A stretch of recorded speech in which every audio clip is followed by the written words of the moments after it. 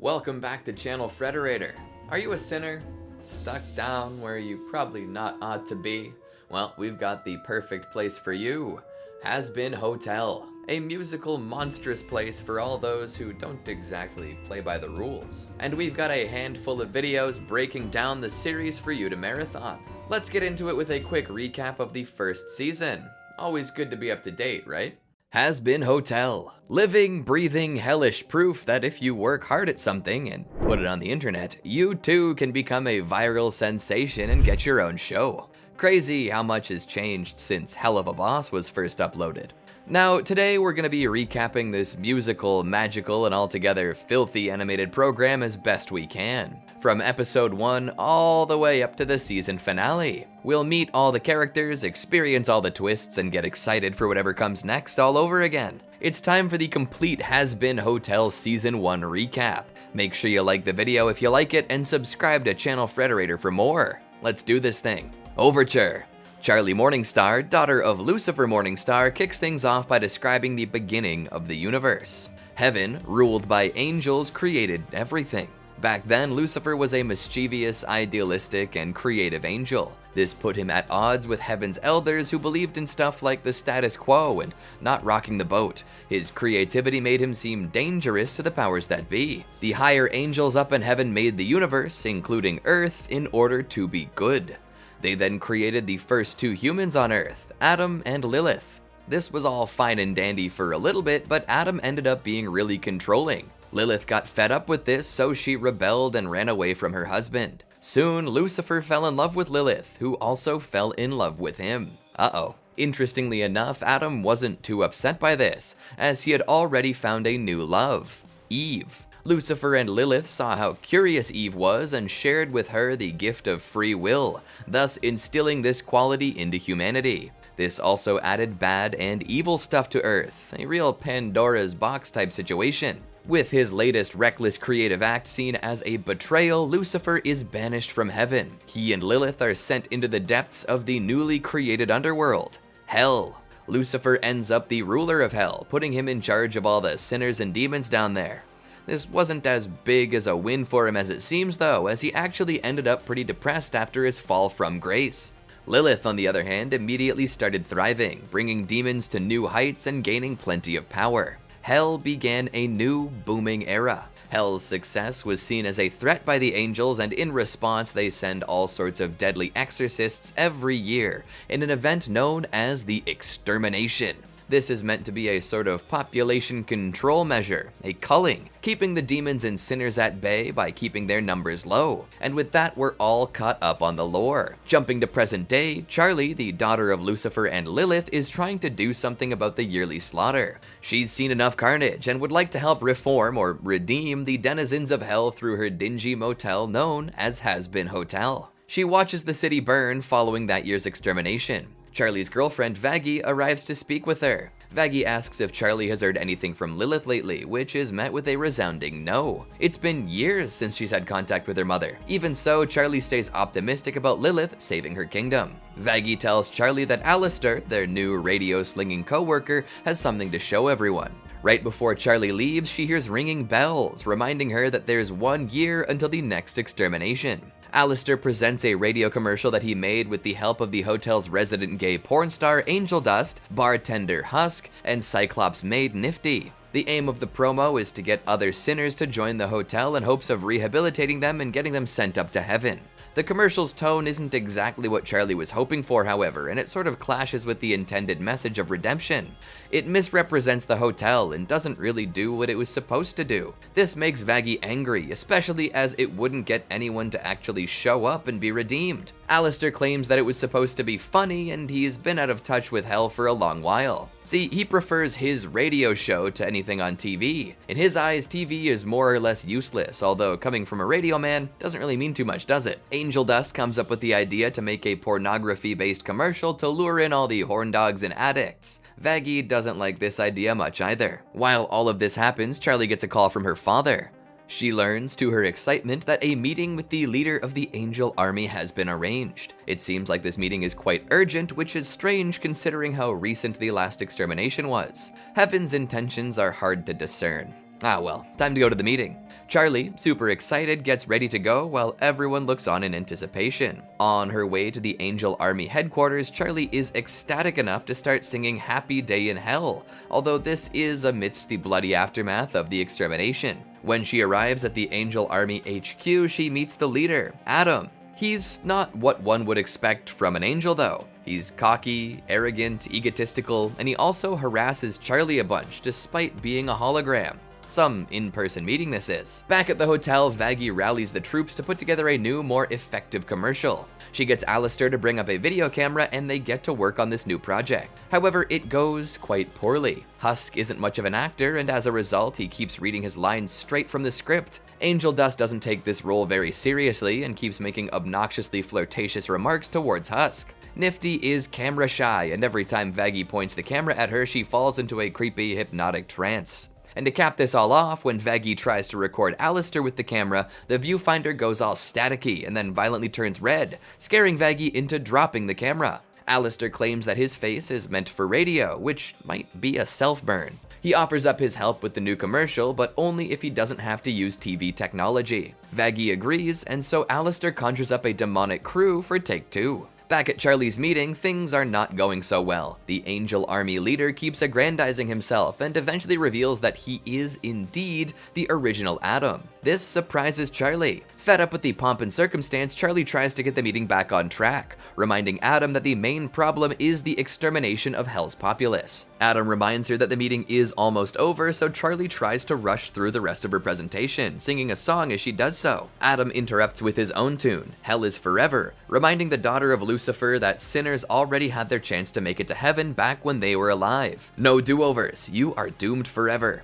Adam then pushes the timeline a little, letting Charlie know that the next extermination will now be in 6 months instead of a year. Charlie doesn't even have enough time to be thoroughly surprised before Adam kicks her out of his office. Despondent and downtrodden, Charlie returns to the hotel. Vaggie meets her outside and brings her to set where the other residents are preparing to watch the new commercial air on TV. Right before the ad plays, a breaking news segment takes over, frustrating everyone except for Nifty and Alistair. News anchors Katie Killjoy and Tom Trench announce the updated extermination timeline, letting everyone in Hell know that they only have half as much time to prepare. The extermination clock is updated to 6 months and everyone in Pentagram City freaks out. Chaos and anarchy spread through the streets, but what's new, right? Meanwhile, Adam and his underling Loot search for something, and they find it. Turns out the new deadline was implemented because an exorcist was killed by a demon during the last extermination.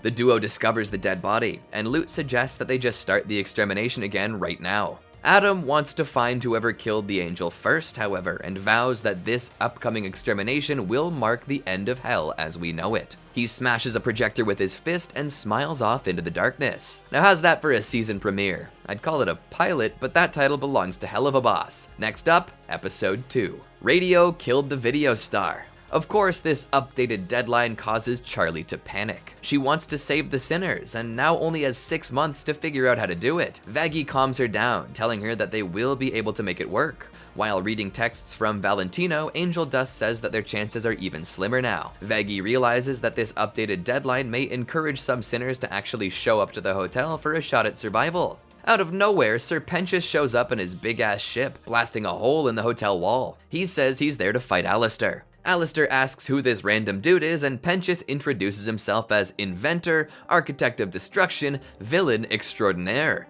and hopes to be acknowledged by the V's. Nifty is curious as to who they are, but Alistair says they're just nobodies. We're then introduced to these so-called nobodies, as Vox in V Tower is called over by Velvet, who says that Valentino is having a tantrum, destroying her department and killing her staff. Vox, heading up on a lift, runs into some reporters who ask about his take on the new extermination deadline. He says that Vox Tech was putting together a brand new branch known as Vox Tech Angelic Security. He doesn't really elaborate, then he hypnotizes the reporters and skedaddles. Vox then meets up with Valentino, who reveals that his fury is the result of Angel Dust moving to the Hazbin Hotel without asking. The Moth Demon claims that he wants to go and shoot everyone at the hotel, but is talked down by Vox, who sees a potential image issue arising if he goes chasing whores about town. Now calm, Valentino tells Vox that Alistair is also staying at the hotel and shows him drone footage. Back at the hotel, Alistair kicks Sir Pentious's ass. Pentious manages to tear Alistair's coat though and is sent absolutely flying with an explosion.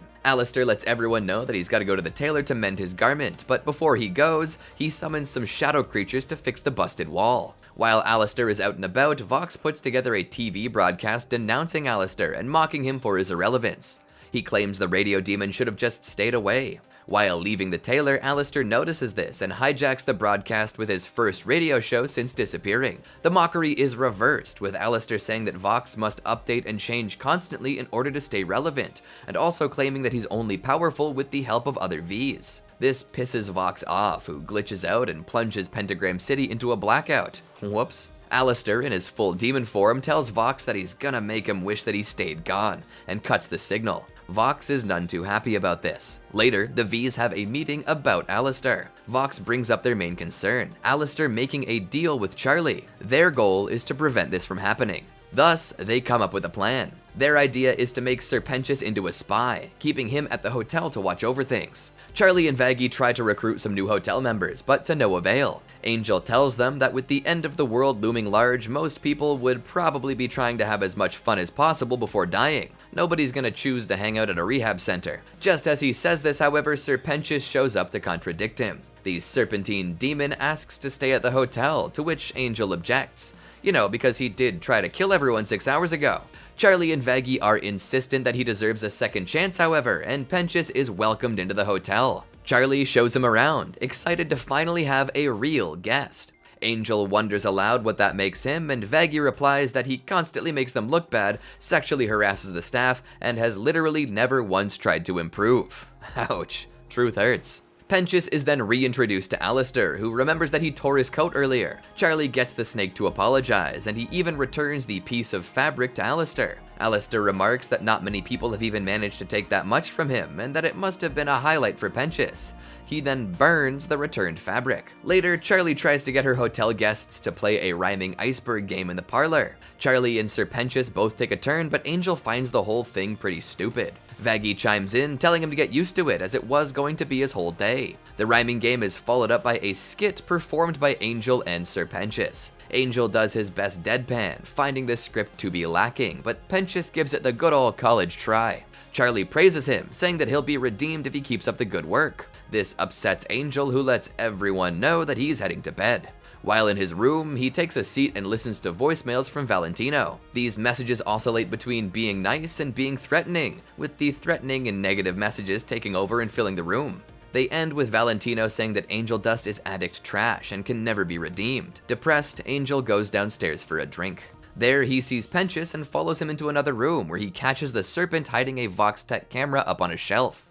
Angel accuses Pentious of working for the Vs, which Pentious is quick to deny. After trading insults, Angel attacks Serpentius, but is momentarily stunned by hypnosis. Charlie and Vaggie arrive, and Angel lets them know that Pentious was spying for the Vs, using the camera as proof. Caught in his lie, Pentious freaks out and tries to contact Vox using a watch given to him by the Vs. Vox couldn't care less though, and mocks Pentious, saying that if he hasn't been killed by the hotel's residents yet, he should just do it himself. Resigning himself to his fate, Pentious simply asks the others to make it quick, even though he doesn't even deserve that. Vaggie and Angel want the spy dead, but Charlie steps in and stops them, singing a song about apologizing. Charlie, Vaggie, Angel Dust, and Serpentius then all go to bed. Alistair creeps in, taking Vox's watch and letting the Vs know that they're gonna have to try harder if they want to get him. He then crushes the watch, angering Vox. Oh, the drama heightens. New faces appear. All excellent additions to the show as we wrap up episode 2.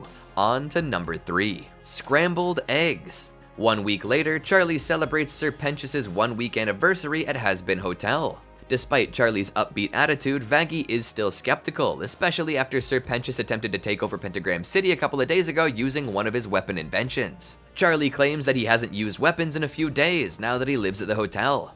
But at that very moment, Serpentius bursts in with his newest weapon, the Skin Flayer 1100. Where the other 1099 are, we may never know. Charlie, incredulous at this development, wants to know why Pentious is still putting together weapons. He says that he's been on edge ever since joining the hotel. People are just way too nice to him now, causing him to believe that any one of them could just up and kill him. Two female demons, Odette and Clara, drop by, delivering more parts and weapons for Penchus, and Vaggie figures out that he's been buying and building stuff from Carmilla Carmine, an overlord and notorious arms dealer.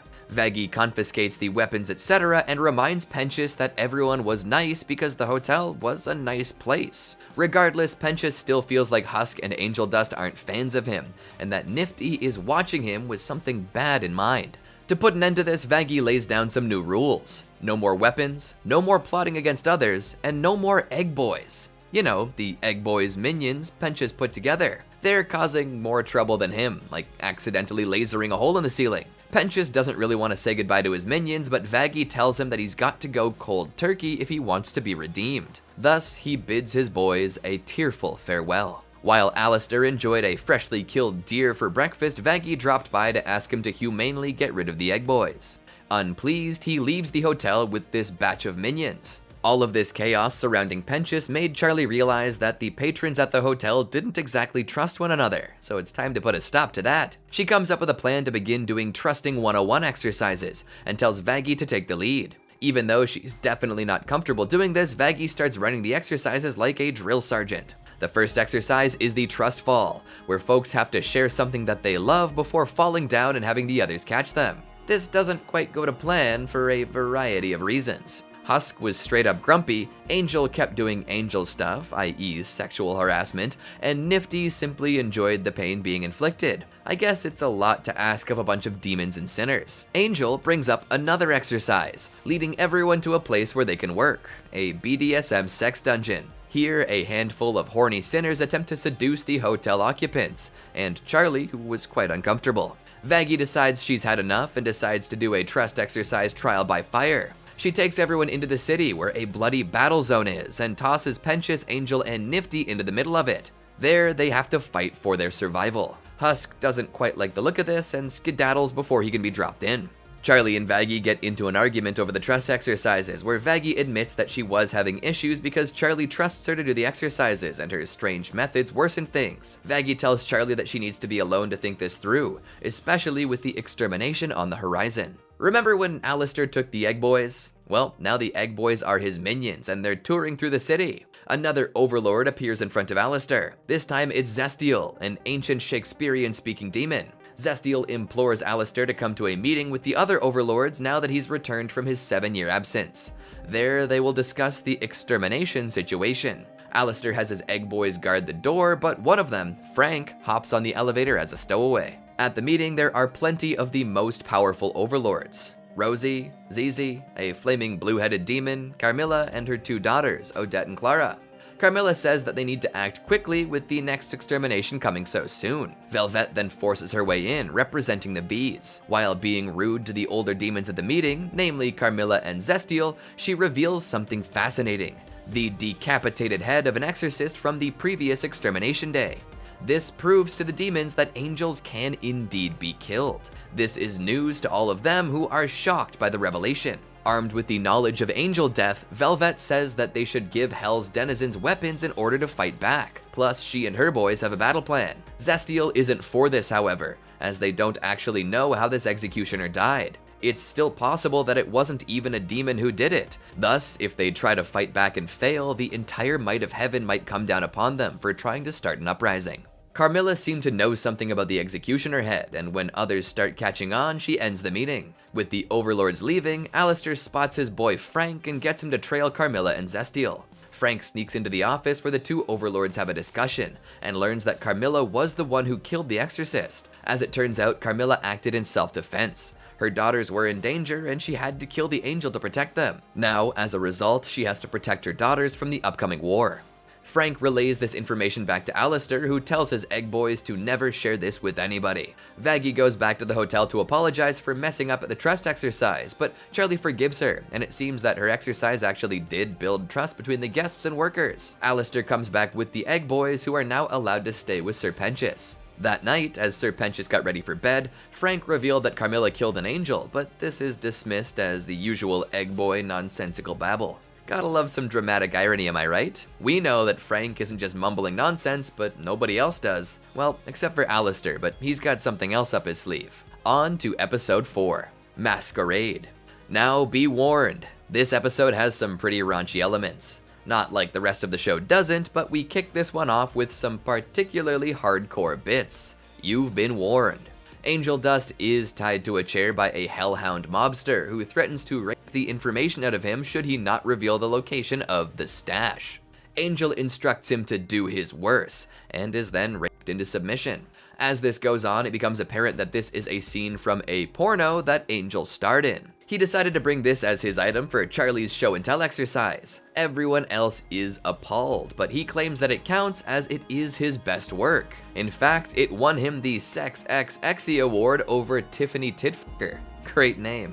Serpentious and Charlie are both made pretty uncomfortable by this private screening. Vaggie is more or less annoyed that Angel is showing off a porno, Nifty is real interested, and Husk is playing the part of armchair critic, claiming that the interrogation was unrealistic and that the script was pretty bad. Angel doesn't take kindly to his work being insulted, firing choice words back at Husk. In response to this, Husk lets everyone know that he is well versed in their issues thanks to everyone venting to the bartender. He proceeds to list off every resident's issues. Serpentious is lonely and insecure, Charlie wants to solve everyone's problems but her own, Vaggie hates everyone because she hates herself, Nifty is sadistic, and Angel is fake. Those last two probably could have spoken for themselves, but hey. Before they get finished with the exercise, Valentino calls Angel in for an emergency shoot. Charlie doesn't want him leaving, but Angel Dust says that she can't fix this particular problem with his boss. At the porn studio, Angel works on a BDSM burglar gangbang scene. Charlie then arrives, much to the porn star's shock and horror. He insists upon knowing why she came here, and she replies that as Princess of Hell, she needs to speak with his boss to get him some time off for the hotel. Angel tries and fails to make her leave, but Valentino sees that she's here and offers her a role. Charlie turns this down and says that they should speak after work. Valentino is mad at Angel, but they continue with the shoot. Charlie attempts to invite some of the crew to the hotel, which interrupts the scene. Valentino gets progressively angrier and a fire starts, which damages the set. He uses his moth's wings to stop the fire and then pulls Angel aside, berating him for having Charlie fight his battles. During this disciplinary break, he reminds Angel that he owns him, whipping out the contract where Angel sold him his soul as proof. He threatens to hurt Charlie if he doesn't get her out of the studio. When Angel Dust goes back to set, Charlie sees the bruise Valentino gave him, angering her. She goes partially demonic and threatens Valentino, but Angel steps between them and tells Charlie to get out, claiming he didn't ask for her help and that she's only making things worse. Even as Charlie tearfully pleads and apologizes, Angel makes her leave. Val is very satisfied with this result. Angel, on the other hand, suffers from major guilt. That night, Angel returns to the hotel miserable and exhausted. He tells Husk to make the hardest drink available. Husk knows that this means Angel wants to forget. He says that Angel looks like shit, but Angel tries to flirt back instead, leading him to getting shut down by Husk. Husk once again calls Angel out for being fake, and Angel leaves in a huff. Vaggie and Charlie enlist an annoyed Husk to get Angel back to safety, as he's the one at fault for the argument. He finds Angel at an underground bar, drinking heavily alongside some loan shark gangsters. Husk sits down to get himself a drink, but notices that the loan sharks are spiking Angel's drinks. Seeing this, he springs into action, grabbing Angel, fighting the sharks, and dragging his fellow hotel resident out of the bar. Outside, he accuses Angel of being fake once more, playing up an unnecessary persona. But Angel responds that it's not fakery, nor is it unnecessary. He does what he does in order to survive. Angel then gets mad, claiming that the bar is the only place he can escape the stress of his job and the hotel. He claims that he doesn't care if he's drugged, high, or otherwise self-destructive. The hope is that he might become too damaged to work, and if that happens, Valentino might grow bored and let him go free. Finding a kindred spirit, Husk reveals some stuff about his past. He was once an overlord, but as he gained more and more power, his gambling addiction worsened. Eventually, he lost it all, making him desperate enough to gamble his soul away to an overlord, Alistair. He can relate to being trapped by an overlord. A song is sung, and when it's done, the sharks return, resulting in a gunfight. Husk and Angel make tidy work of these thugs, making Angel feel better. Husk admits he likes this version of Angel more. They return to the hotel, and Charlie apologizes for getting Angel into trouble. He says that he's already forgiven her and thanks her for caring. Charlie tearfully says that it's so beautiful, and Vaggie's happy too. Husk then invites Angel to the bar for a drink. We love character development, especially ragtag shared trauma character development. Surely this'll play out a little more later on, so why not get started on the next episode? Dad beat dad. Vaggie wakes up in the morning and notices that Charlie isn't in her bed beside her. Heading down to the lobby, she sees Angel, Husk, and Nifty watching Charlie working away on plans to keep the redemption thing afloat. It's been 5 months of hard work and barely any new demons have come to the hotel. Charlie's been working all night and definitely did not get enough sleep. With none of their plans seeming to work and the extermination looming large, Vaggie tells Charlie that she has to call up her dad. At first, Charlie really opposes this idea, largely because her dad was the one who let the extermination happen to the sinners and not the hellborn demons. But she quickly realizes that Lucifer would be able to get her a meeting with an even higher authority in heaven than even Adam. This is because, and I quote, "he was an asshole." With this, Charlie seems like she's excited for the phone call, but this excitement quickly dies down thanks to her father and mother being estranged. Husk pipes in, saying that Charlie's got daddy issues. Fair enough. Angel really wants to meet the King of Hell, and Nifty says that he's the ultimate bad boy. This description turns out to be less than apt, as Lucifer has let his isolation get to him. Not exactly imposing, he's kind of awkward and goofy, spending most of his time creating and hoarding an insane amount of rubber ducks. He hasn't much left his home in years and keeps to himself most of the time. It's a bit different than what most would expect from the King of Hell. All of this adds up to Lucifer being pretty depressed, which pushed him even further away from his daughter. When Charlie calls him though, he gets really excited and answers with enthusiasm. Charlie asks if he can put together a meeting with the higher authority in heaven, but Lucifer refuses. Charlie tries to convince him by inviting him down to the hotel to see what she's been up to, and this gets him excited again. He tells Charlie that he'll be there in an hour. Charlie then enlists everyone at the hotel to prepare the place for Lucifer's arrival. Soon after, Alistair shows up and sees all the decorations being put out. When everything is ready to rock, Lucifer arrives and gives Charlie a big hug. She introduces him to everyone, and Alistair and Lucifer immediately get into a spat. They lob insults at each other like grenades, and a chandelier falls from the ceiling right in front of Lucifer. This prompts the King of Hell to start singing a song, Hell's Greatest Dad.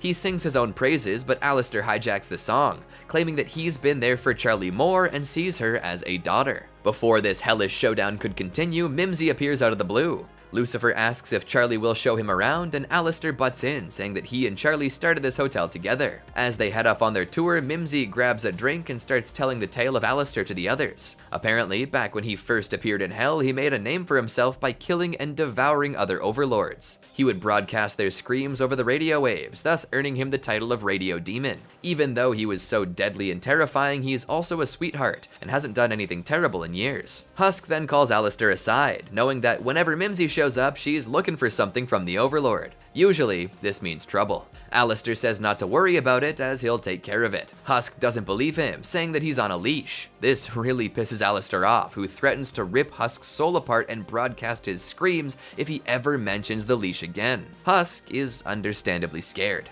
Even after the tour, Lucifer does not want to arrange a meeting with Heaven, thinking that Charlie will be let down, just like he was. As this happens, the loan sharks return, this time looking for Mimsy. Seems she borrowed 50 grand, didn't pay it back, stole a car, and then crashed it into the loan shark's girlfriend, all in a day's work. The loan shark mafia has a catapult and uses it to great effect, raining fireballs down upon the hotel. Everyone inside scrambles around in a panic except for Alistair. He transforms into a gigantic demonic version of himself and devours all the assailants. Lucifer sees all of this as it happens and argues that sinners are unworthy of redemption, as they're always involved in violence and chaos. Charlie passionately disagrees and says even though Alistair is sadistic and monstrous, he's also defending the hotel, as it's something that he believes in. Charlie wants to know why her father doesn't believe in her, too. Alistair finishes off the loan sharks and transforms back into his normal self. He tells Mimsy to scram as she brought danger to the hotel, expecting him to clean up after her. Charlie begs her father for help, but he remains steadfast in his views. Heaven won't listen to her, as they never listen to him. He sings a song, More Than Anything, and Charlie joins in, saying that she's gonna be the one to save her people no matter what. This is enough to finally convince Lucifer, who sets up a meeting and disappears. Charlie, now excited, tells Vaggie that they're going to heaven, but Vaggie doesn't seem too thrilled. Now the gears are really turning. Wild how much can happen in 5 months when you're presented with the prospect of extermination, and how fun was it to meet Lucifer? I wonder when we'll see Lilith. Let's move right along. Welcome to heaven. With the heaven trip locked and loaded, Charlie gets to work packing. As she excitedly prepares her bags, Vaggie is seen being not so excited. She tries to lie to Charlie about why she can't actually go, but this doesn't work as Charlie tells her that she needs her there. While the duo packs, Angel Dust gets back to the hotel after a long day of work. He says that Valentina was being really rough that day. Just as he's about to pass out on the sofa, Cherry Bomb blasts through the wall. This poor wall. So much abuse. She's there to take Angel out for a fun night to lift his spirits. Charlie sees this and assumes that Cherry wants to take all the hotel staff out. Cherry tries to clarify that she's only there for Angel, but Charlie gives her some money and convinces her otherwise. With that settled, a portal to heaven opens up and Charlie and Vaggie pop through. Serpentius arrives in the lobby and figures that Cherry is there for a fight, but Cherry corrects him and lets him know that she's bringing everyone out for a fun night. This flusters Pentious, who doesn't know what to wear, and Cherry distances herself from the snaky lad. Up in heaven, Charlie and Vaggie wait outside the pearly gates. There they meet up with St. Peter and explain that Lucifer set up a meeting. Two Seraphim angels, Sarah and Emily, arrive, and they meet up with the hotel duo, showing them around heaven to the tune of Welcome to Heaven. They soon pass by Adam and Lute, who are confused as to how the Hell Dwellers made it up to heaven. Adam wants to scrap on sight, but Lute holds him back, reminding him that nobody should know about the extermination other than the exorcists. Sarah pops up behind them, startling Adam, and tells them to do whatever they can to prevent the problem from worsening. This reveals that she only approved of the extermination in order to protect heaven. Later on, Adam and Lute visit Vaggie in Charlie's hotel room. Here it's revealed that Vaggie was once a high-ranking exorcist. She lost her status when she pitied a sinner child during an extermination and spared it. This resulted in Lute tearing her eye out and ripping her wings off. Adam wants to blackmail Vaggie into working for him again, under threat of revealing her secret to Charlie, but this does not work. Everyone then arrives in the courtroom and the arguments begin. Charlie is mad about having to deal with Adam again, especially as he continually interrupts her. She tries to explain that they have a demon being redeemed, and Adam dismisses him as simply the porn demon. Charlie asks Adam what he thinks makes someone worthy of getting into heaven, and he replies, act selfless, don't steal, stick it to the man, as this is what punched his ticket to the good place. Sarah corroborates this, saying that he was the first human to make it into heaven. Charlie says that Angel is worthy and that he is probably doing all of these things at the moment. Adam brings up an orb to spy on the sinners with, and everyone can see Cherry, Angel, Husk, Nifty, and Serpentius at a sex club. At the club, Serpentius tries to buy Cherry a drink, and she asks why. He quickly covers up his flirtation by saying he's buying drinks for everyone. Angel complains about work, so Cherry offers him some drugs. Husk sees this and disapproves, saying that Angel can fuck up his progress if he wants, but he thought he was better than that. Angel refuses at first, but gives in when Pentious buys Cherry a shot, claiming he bought one for everyone. Adam, watching all this unfold, tries to use it as evidence that Angel isn't redeemable. Charlie, however, doesn't believe that Adam has never had a drink with his pals after a hard day. Adam explains that there are no hard days in heaven, and then asks Vaggie what she thinks. Vaggie panics and runs off to the bathroom, all while Charlie says they should keep watching. Emily backs Charlie up, and Sarah allows it. Back at the club, Nifty is causing chaos while drunk, making a mess and trying to consume dangerous chemicals. Angel snaps at her and calls her a mess, resulting in some Nifty tears. She's calmed down by Angel getting her to go play with a reluctant Husk. Serpentius tries to proposition Cherry while claiming that he's having sex with everyone and gets dragged into a side room by some other demons. Husk and Cherry get into an argument regarding Angel, and Angel sees that Valentino is also at the club. Nifty thinks that Husk is a bad boy and runs on over, but Angel tries to stop her. He sees potential in Nifty as a new star/slave for the studio, and she nearly bites off his fingers. Angel doesn't like this one bit and tells Valentino to f*** off, prompting the Overlord to manacle his arm and remind him of his contract. Angel says that Valentino only has power over him in the studio and can't control what he does while off the clock. This is enough to really piss off Valentino, who backhands the daylights out of Angel, causing him to bleed. He says the next day's work will be horrible, and Angel thinks that it's worth it. The hotel gang leaves the club. As they depart, Nifty rips some of Valentino's neck fluff out for her collection. Angel invites Cherry to join the hotel, but she says nah and goes to sleep with some other demon. Serpentius is not happy about this. Back in heaven, Charlie says that Angel checked all of Adam's boxes. Act selfless, don't steal, stick it to the man. Adam can't counter, so he just asks why Angel isn't already in heaven. Emily asks why he isn't there too, which makes Charlie realize that nobody actually understands the criteria for making it there. Sarah tries to divert the line of questioning, but Emily starts singing You Didn't Know. She's joined by Charlie, who ends up making Adam and Lute reveal the truth about the exterminations to the court. Sarah tries to tell Emily that she was doing this to try and save her, but Emily is too mad to listen. Emily and Charlie keep going, saying that heaven is a lie, hell is forever, and that the so-called holy rules exist in shades of gray. Adam is none too happy at being called out, so he reveals Vaggie's past as an exorcist. Sarah says that there's no evidence that a soul can be redeemed. Adam relishes in his win and tells Vaggie and Charlie that the hotel will be his first target when it's time for the extermination. They're sent back through a portal to the hotel.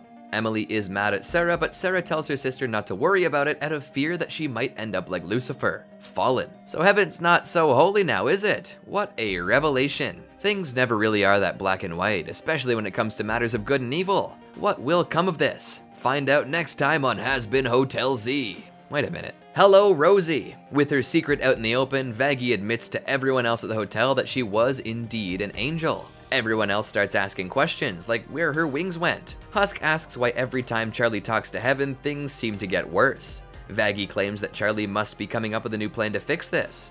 Unfortunately, this is not the case. Alistair uses shadows to head to Charlie's room, and she's found crying under a mountain of blankets, with Razzle and Dazzle comforting her and offering up tissues. He says she looks terrible, and asks if that's any way to act after picking a fight with all of Heaven and dooming your friends and everyone you love. Charlie tells him to go away, as she does not want to deal with his sadistic sense of humor. He pops up next to her in bed, startling her to the floor, and tells her that her friends are waiting for her next big plan. She wonders how she can face them after messing up so bad, and says that she's as bad as the cruelest overlords. Alistair is surprised by this self-loathing, saying that all he does is chill in the background, smiling. He continues, elaborating on the value of a smile. It inspires friends, keeps enemies guessing, and ensures that you're in control. Charlie protests, saying that she's not in control. Heaven won't listen, Adam has an invincible army, and she is powerless. Alistair, sly as ever, lets Charlie in on a little secret. He knows something she doesn't about their angels and their supposed toughness. He offers to make a deal with her, causing Charlie to question if he wants her soul. Nope, just a favor, one at a time of his choosing, and one where Charlie harms no one. Razzle and Dazzle growl at Alistair, but Charlie shoos them and makes the deal. They shake on it and a green light shines. Everyone else in the hotel can see this light and they rush up to Charlie's room. They witness the two let go of each other's hands and Vaggie almost attacks Alistair. Charlie stops her and admits to making a deal. Alistair tells Vaggie that Charlie is still in control of her own soul and was now going to help him raise an army. Charlie is still upset with Vaggie over her never discussing her past, so she tells Vaggie to go convince Carmilla to help. Charlie and Alistair head out, and Vaggie tells the others that they can go somewhere safe if they want to avoid this. Alistair takes Charlie to Cannibal Town, and they meet up with the overlord who runs it, Rosie. She seems to be a sort of counselor to her people. She and Alistair reconcile, with her remarking that some sparkle has been lost without him, and that Charlie seems a little young. Rosie then admits that that last bit was a joke. The Cannibal Town leader asks what brings them there, and Alistair says that they need help with the impending extermination. He promises that they'll be able to eat their fill of angel flesh. Rosie agrees, but says that the townspeople will need more convincing. She leads Alistair and Charlie to a gazebo in the middle of the town. In order to convince the cannibal populace, they'll need to convince every single one of them. Even Susan, who Alistair knows as an ornery old bitch. Charlie does her best to recruit the cannibals, but Susan proves to be a ridiculous handful. Rosie takes Charlie aside for a quick timeout. Vaggie arrives at Carmilla Carmine's residence and demands to be let in. She's finally let in when she threatens to reveal her extermination day secret. Carmilla, waiting in a balcony-based room, gives Vaggie 2 minutes to explain herself. Vaggie asks for Carmilla's help and is refused. The whole reason Carmilla didn't expose the angel's weaknesses was to prevent the issue that was happening right now. At the end of the 2 minutes, Carmilla attacks Vaggie, pointing out that Vaggie's fighting technique leaves a lot of openings, just like her angelic sisters. This shocks Vaggie, who wonders how Carmilla deduced that she had angelic origins. Carmilla says that she has a giant X over her eye and wields an angelic spear. It's not rocket science. With this out of the way, Carmilla educates Vaggie on the weaknesses of angels and sings that she'll only be effective if she's out for love. Vaggie is trained during this sequence, and her wings return. Back in Cannibal Town, Rosie talks with Charlie, claiming that she can see something's up. Charlie admits that Vaggie never telling her she was an angel was a huge blow to their relationship, especially after they seemingly shared everything. Rosie admits that the secret is pretty big, but also that people tend to hide things they're not proud of, especially if it causes pain to those they love. She expounds upon people being flawed and says that actions speak louder than words. What have Vaggie's actions communicated? Charlie responds that Vaggie supports her dreams and does everything she can to help her. With that pep talk still fresh in her mind, Charlie steps up to the gazebo once more. Alistair hands her a mic and she sings Ready for This, which is enough to get the town all hyped up. Although, let's be real, the angelic flesh is the real selling point. Alistair and Rosie realize that Charlie is powerful, just like her father, and Alistair knows he can influence that power. Charlie finishes the song in the hopes that she is indeed ready. Everyone gets together, preparing for the upcoming battle. Vaggie and Charlie make up, with Charlie bringing home a souvenir from Cannibal Town. Carmilla's workers bring angelic weaponry, and the cannibals are ready to rock. When they get back to the hotel, they're surprised to see everyone is there, working hard at preparing the building for the fight. Seems like there's a lot of folks down in hell who would like a piece of the angels, and not just metaphorically either. These cannibals sure are a hungry bunch. Let's see if they can contribute beyond the kitchen. The show must go on. With the newly fortified army of hell working away on the hotel, Charlie does her best to tell everyone how much she appreciates their efforts toward redemption, even if they don't know what it means anymore. Still, her uncertainty regarding everyone's survival is pretty obvious. During the final supper, or final drinks I guess, Sir Pentious almost tells Cherry Bomb how he feels, but chickens out at the last second. Angel Dust hints to Cherry that Pentious might be worth a shot. Alistair and Nifty watch the group from up in the mezzanine, and Nifty says how fond she is of the group. Alistair simply says that they might be moving under different circumstances. Nifty crowns Alistair with an insect-laden tiara, dubbing him King Roach, before the two of them share an unhinged laugh. Charlie and Vaggie have a talk before the battle, with Charlie admitting that she's worried that her plan will simply kill everyone. Vaggie says that if they even get one person redeemed, it'll all be worth it. The duo reaffirm their love, sing a reprise of More Than Anything, and then they smooch it up. It's time. Extermination Day.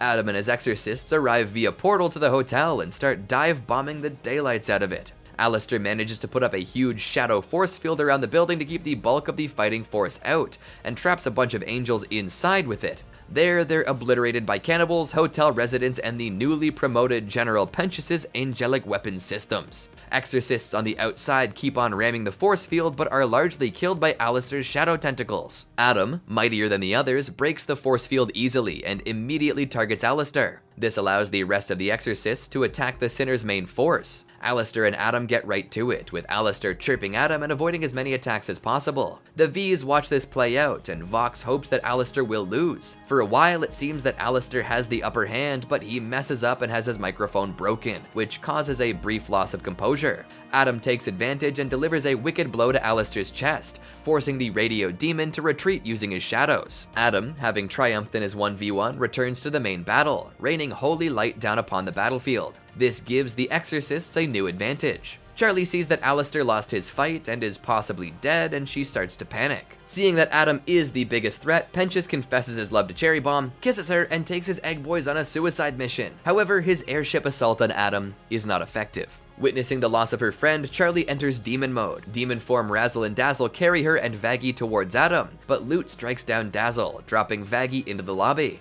Charlie tries to follow them, but Adam attacks her, throwing her into the hotel's sign. He mocks her idealism, saying that it's dumb to throw away immortality to protect sinners. He then talks down to her as Lucifer's daughter, referring to her as girly, before Charlie stabs him in the shoulder and says, "That's Princess of Hell to you, pig." Adam can't believe that she actually managed to hurt him and lunges at Charlie. Loot and Vaggie continue their fight in the lobby, and Loot promises to remove her other eye. Just as Loot stabs Vaggie through her hand, Vaggie reveals her restored wings, crushes Loot under some rubble, and then spares her. Loot, ever intense, does her best James Franco impression and rips off an arm to escape. The angel keeps fighting Vaggie to keep her away from Charlie and Adam. Speaking of Charlie and Adam, their fight continues, with Adam gaining the upper hand. Exorcists surround Angel, Husk, and Cherry. When it seems like the fight is all but over, Lucifer appears and knocks Adam flying, breaking his mask and revealing some of his face. He catches Charlie, apologizes for being late, and tells Adam that he's the last freak he'll have to fight. He's gonna fuck him up. The two angels begin their battle mid-air, with Lucifer outperforming Adam at every turn. He even mocks Adam for his failed marriage with Lilith, implying that there's something Lucifer can offer that he cannot. Adam shoots a laser that bisects the hotel and sends Charlie tumbling toward a chasm. Her dad catches her and she blocks an attack from Adam, breaking the rest of his mask. With Adam at a distinct disadvantage, Lucifer proceeds to beat the crap out of him for attacking his daughter. Charlie, in a show of mercy, stops him from performing the coup de grace. Adam throws a little temper tantrum, claiming that he started everything on Earth and he should be worshipped. He's then stabbed in the back and killed. His assailant is revealed to be Nifty, who was given orders to stab any angel she sees. This is enough to scare off the exorcists, and Loot leads the army out of hell. The news reports on Charlie and co. not being useless for once, and Rosie, Carmilla, and Vox are all pretty pleased with the result. Not all is sunshine and happiness though, as many were lost during the battle. The survivors mourn Penchus, Dazzle, the lost cannibals, and the destruction of the hotel. Charlie is mad at herself for not coming up with a more peaceful solution. Everyone else tries to comfort her though, as she is the reason they stood up to heaven in the first place. Lucifer fixes up the hotel and even upgrades it a bit, making a painting of Penchus and a statue of Dazzle to honor their sacrifice. Everyone then sings finale. The V's all celebrate the new power vacuum that resulted from the battle, as it seems that Alistair has disappeared. However, Alistair is still around. He makes his way to the wrecked broadcasting office, heavily injured, and is very frustrated by his defeat. He confirms that someone else owns his soul, as implied by Husk earlier on, and expresses desperation to figure out a way to escape that deal ASAP. Once he does, he'll be pulling all the strings. With the hotel totally rebuilt and Alistair reappearing to the residence, everything seems to be going well. Velvet takes a selfie, with Vox and Valentino making out in the background. In heaven, Sir Penchus shows up as an angel, proving that sinners can be redeemed. Emily is thrilled, but Sarah is horrified that she's killed demons who might have been able to be redeemed. Lute, taking over for Adam, finds Lilith on a beach and shows her Adam's halo, proof that he's dead. Lilith's deal is done, and if she wants to remain in heaven, she'll have to go and confront Charlie. So how's that for a cliffhanger? What a final battle. Now that we're all caught up, it's time for some facts. 107 of them. What, did you expect a different number? Like 666 or maybe 69? With Season 1 of Hazbin Hotel done, we here at Frederator felt it necessary to look back at this highly successful series. We'll cover its time on YouTube and its run on Amazon, taking a look at development, characters, and everything in between. We'll have something for everyone, old and new fans, as we cover 107 facts about Hazbin Hotel. Let's get started. Number 1. Hazbin Hotel was created by Vivian Medrano, known as VivziePop. Hazbin Hotel's pilot episode, That's Entertainment, released on VivziePop's YouTube channel on October 28, 2019. Number 2. The pilot was a massive success, which is obvious considering it got picked up by A24. To this day, as of writing this, it has close to 105 million views on YouTube.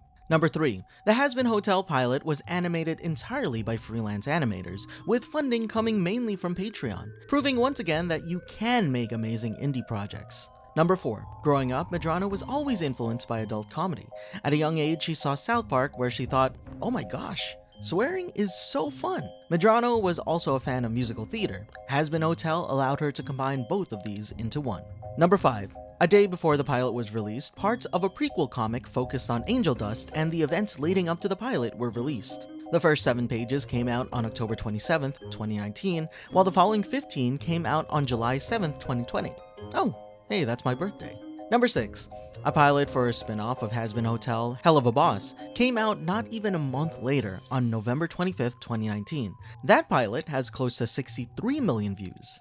Number 7. Continuing with Hazbin Hotel's pilot success, on July 17, 2020, a full-length music video called Addict was released.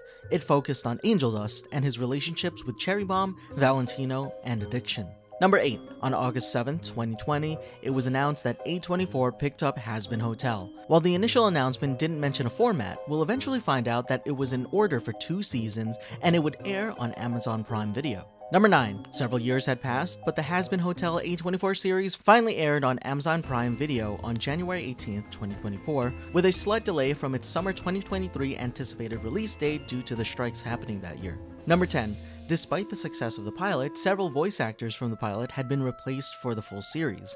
While no official statement had been given, fan speculation ranged from the new cast are professional singers to this is a result of the transition from indie to a bigger production. Number 11. According to some cast members, the new cast wasn't aware of just how popular Hazbin Hotel was online because of the pilot. Number 12. While the events of the pilot don't contradict a lot of the events of the A24 series, VivziePop tweeted out the events of the Hazbin pilot are canon, but the pilot itself, obviously a lot of visual changes happen, so I soft count it. But the events of it hold up pretty decently, I'd say. Still, the series sets the correct lore of this world. Whether this changes in the long run is up to time though, so we'll see. Number 13. If you consider the pilot canon, the A24 series takes place 7 days after the pilot. The key clue can be seen on the clock tower countdown. The pilot's countdown shows there being 365 days until the yearly extermination, while episode 1 of the series has the countdown set to 358 days until the next extermination. Number 14. Charlie, one of the main characters of Hazbin Hotel, the Princess of Hell, and founder of the Happy Hotel, is the only Hellboard in the main cast of characters. Number 15. Charlie was one of the characters Medrano created while she was still in SVA. Kinda. While these early concepts for the character differ from her Hazbin Hotel version featuring a more steampunk look, Medrano mentioned that she liked the name Charlie, so much so that she transferred her name over to Hazbin Hotel. Medrano considers the two Charlies as separate entities. Number 16. Charlie's personality was stated to be heavily inspired by Leslie Knope from the sitcom Parks and Recreation. Both are very determined, even in the face of adversity. Early iterations of Charlie had a different personality, and Medrano mentions that ever since she pivoted to this Leslie Knope-ish character, it affected Charlie's design, personality, and performance, making her such a fun character.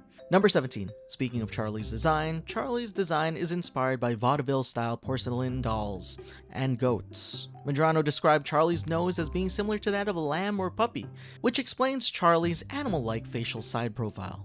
Number 18. Charlie does have hooves, but she's not a goat. When asked about why she has hooves, Medrano simply responded because the devil. She mentioned that the inspiration for these hooves were leaning more satyrs, those half-horse/goat, half-human creatures from Greek mythology. Number 19. Charlie is canonically a tall girl. In a Q&A, Medrano said that Charlie is 6.5 feet tall, and when you look at it, she's way taller than her dad, Lucifer. Number 20. Charlie's pet cat is named Kiki, which, makes sense since she's the literal key to the Hazbin Hotel. Number 21. Charlie's full name was originally Charlotte Magne in the pilot. However, this was changed to Morningstar for the series. Both last names provide different wordplay. Charlie Magne can be read as a play on Charlemagne, the first Holy Roman Emperor, while Morningstar can be a reference to Lucifer, whose name can be translated to Venus or the Morning Star by biblical scholars. Number 22. Charlie did have an ex-boyfriend, Seviathan von Eldritch. A picture of them can be seen in the pilot as well as in episode 5 of the series. Number 23. Razzle and Dazzle, two small demons that serve the royal family, are modeled after plushies according to Medrano. They were given to Charlie during childhood, which could also be why they're shaped like plushies. Number 24. In episode 5, you can see that Charlie's contacts are filled with real-life mythological beings.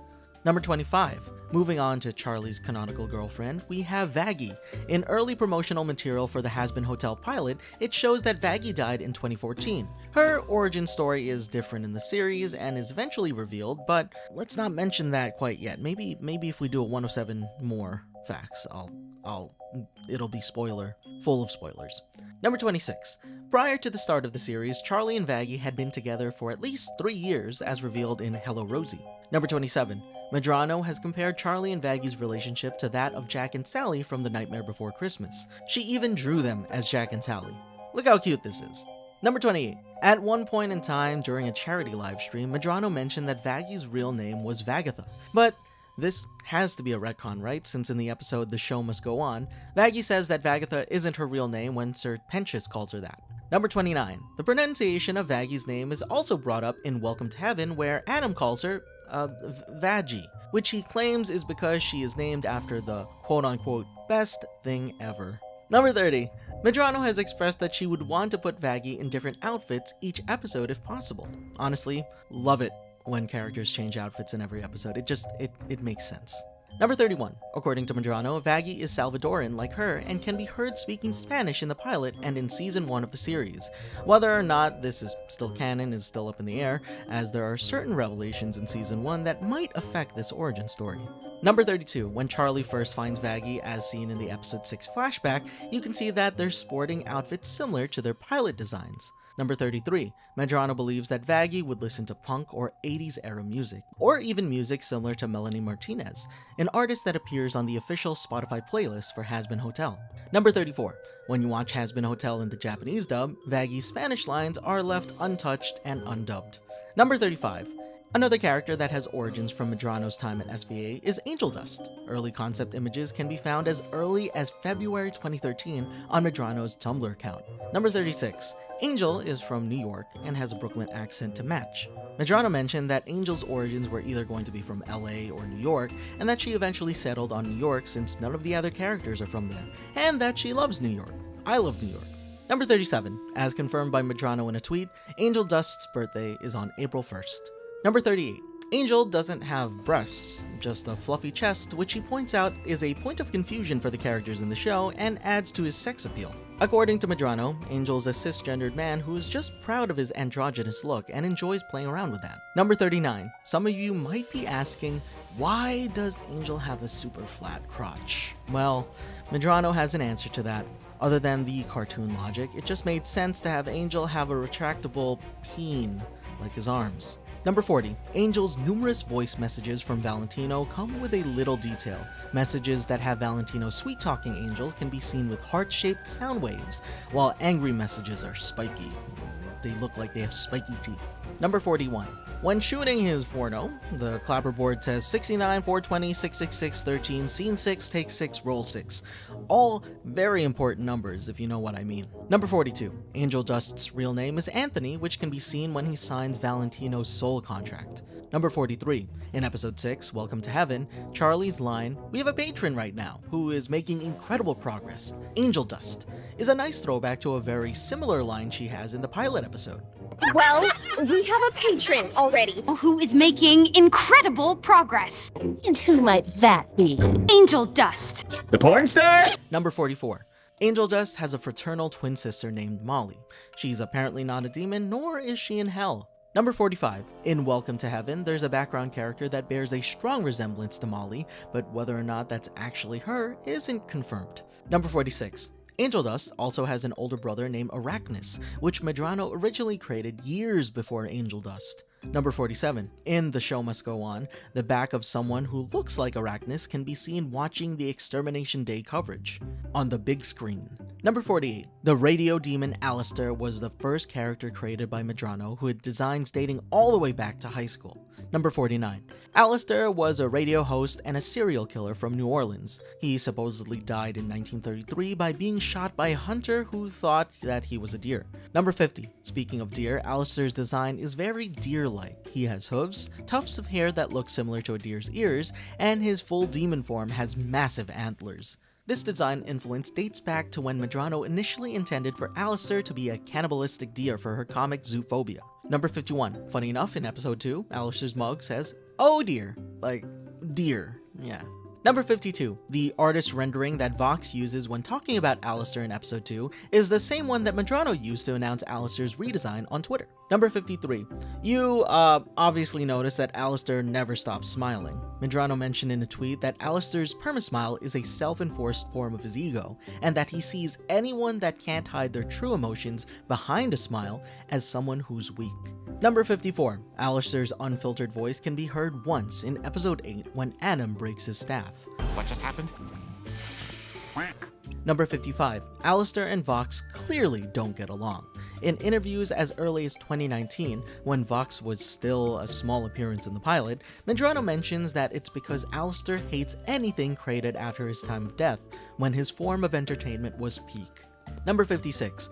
Husk, a former overlord of hell, was originally designed by Medrano's younger sister, Maritza.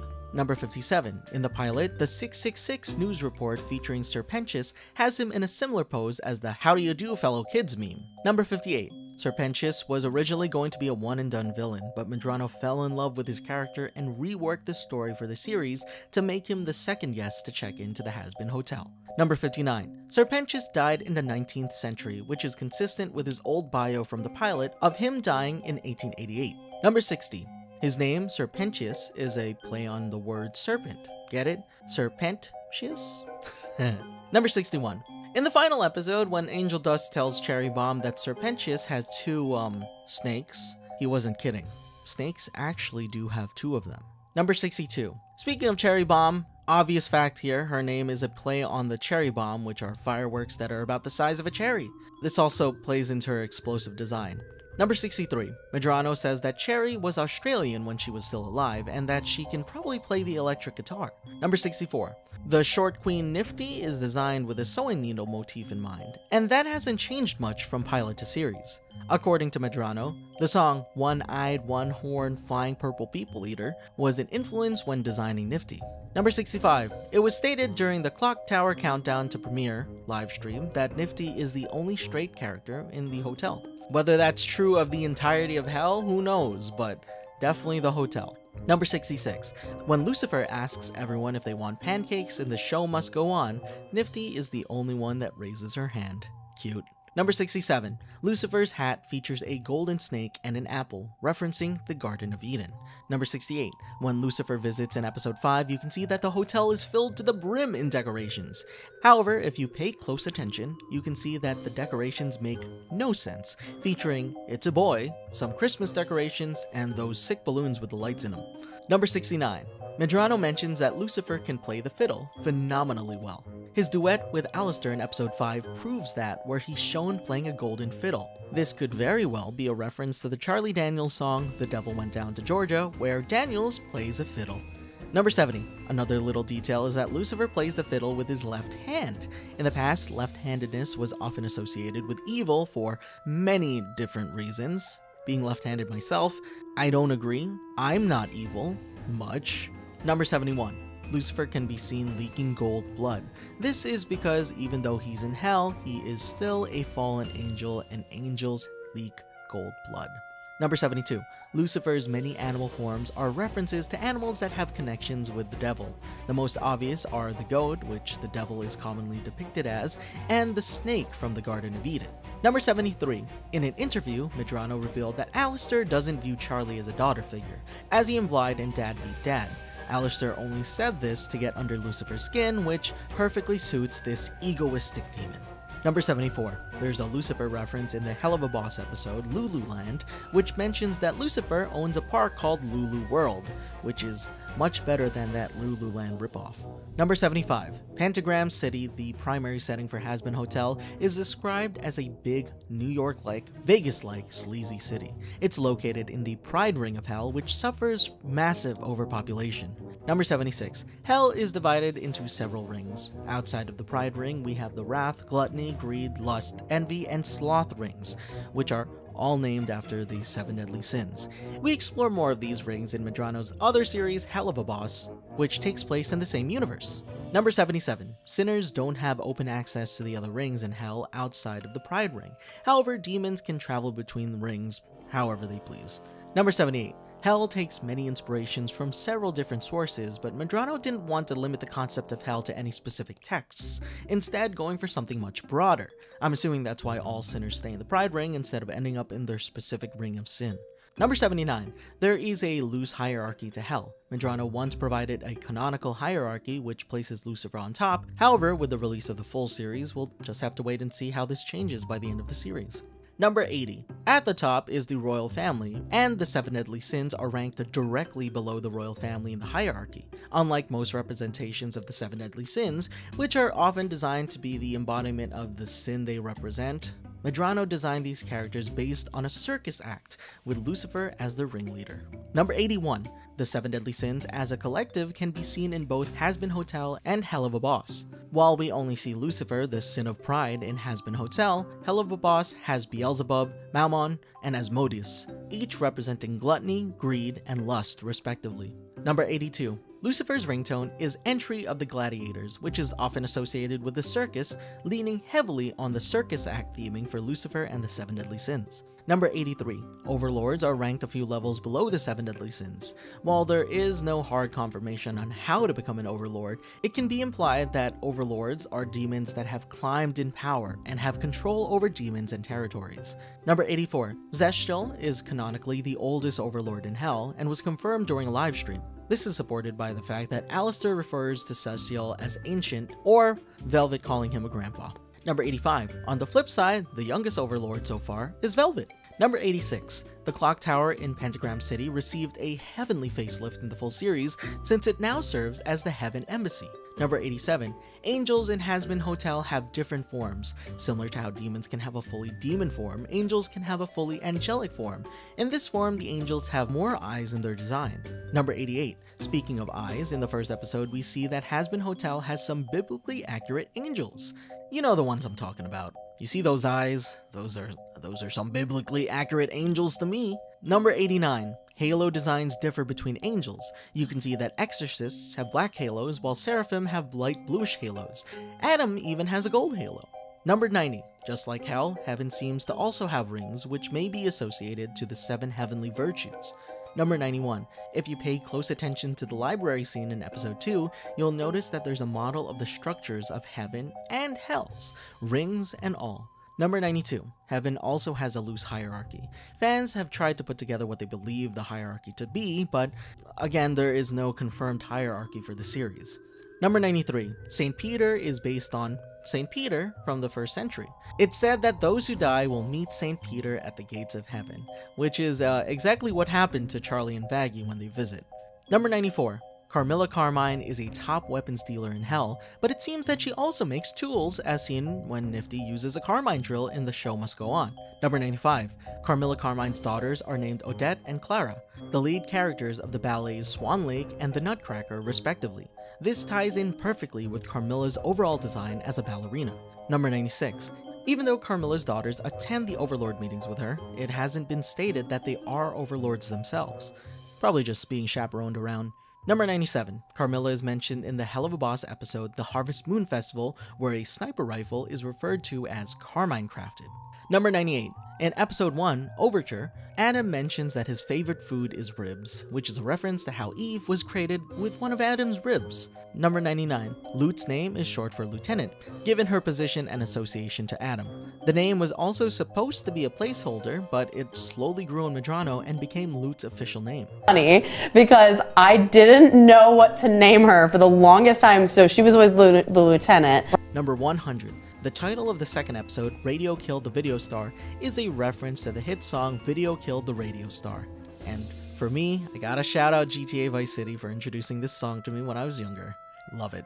Number 101. In episode 2, you can spot an old picture of Valentino and Vox in the background. You can tell this is an old picture because Vox is literally a CRT monitor instead of a flat screen. Number 102. When Vox blue screens, you can see his glitch was caused by Alistair.exe. I literally can't read any more of that because of all the expletives that are there. So here's the screenshot. Number 103. Every time the Hazbin Hotel is attacked, there's one particular wall that gets damaged and constantly gets boarded up. You can see it get destroyed when Serpentius attacks, then again when Cherry Bomb blasts through it, and it gets to the point where even Angel asks, "What the f*** is with that wall?" Also, by the end of the season, the wall is gone, clearly because what happened to the hotel. Number 104. In episode 1, the delivery truck that Charlie hitches a ride on says Hell of a Post, which is a reference to the spin-off series Hell of a Boss. Number 105. Doubling down on the reference, any official merch purchased has a shipping method of Hell of a Post. Number 106. The outfits that the sinners sport when Alistair shoots the commercial for the Hazbin Hotel are the same outfits they wear during the pilot song, Inside of Every Demon is a Lost Cause.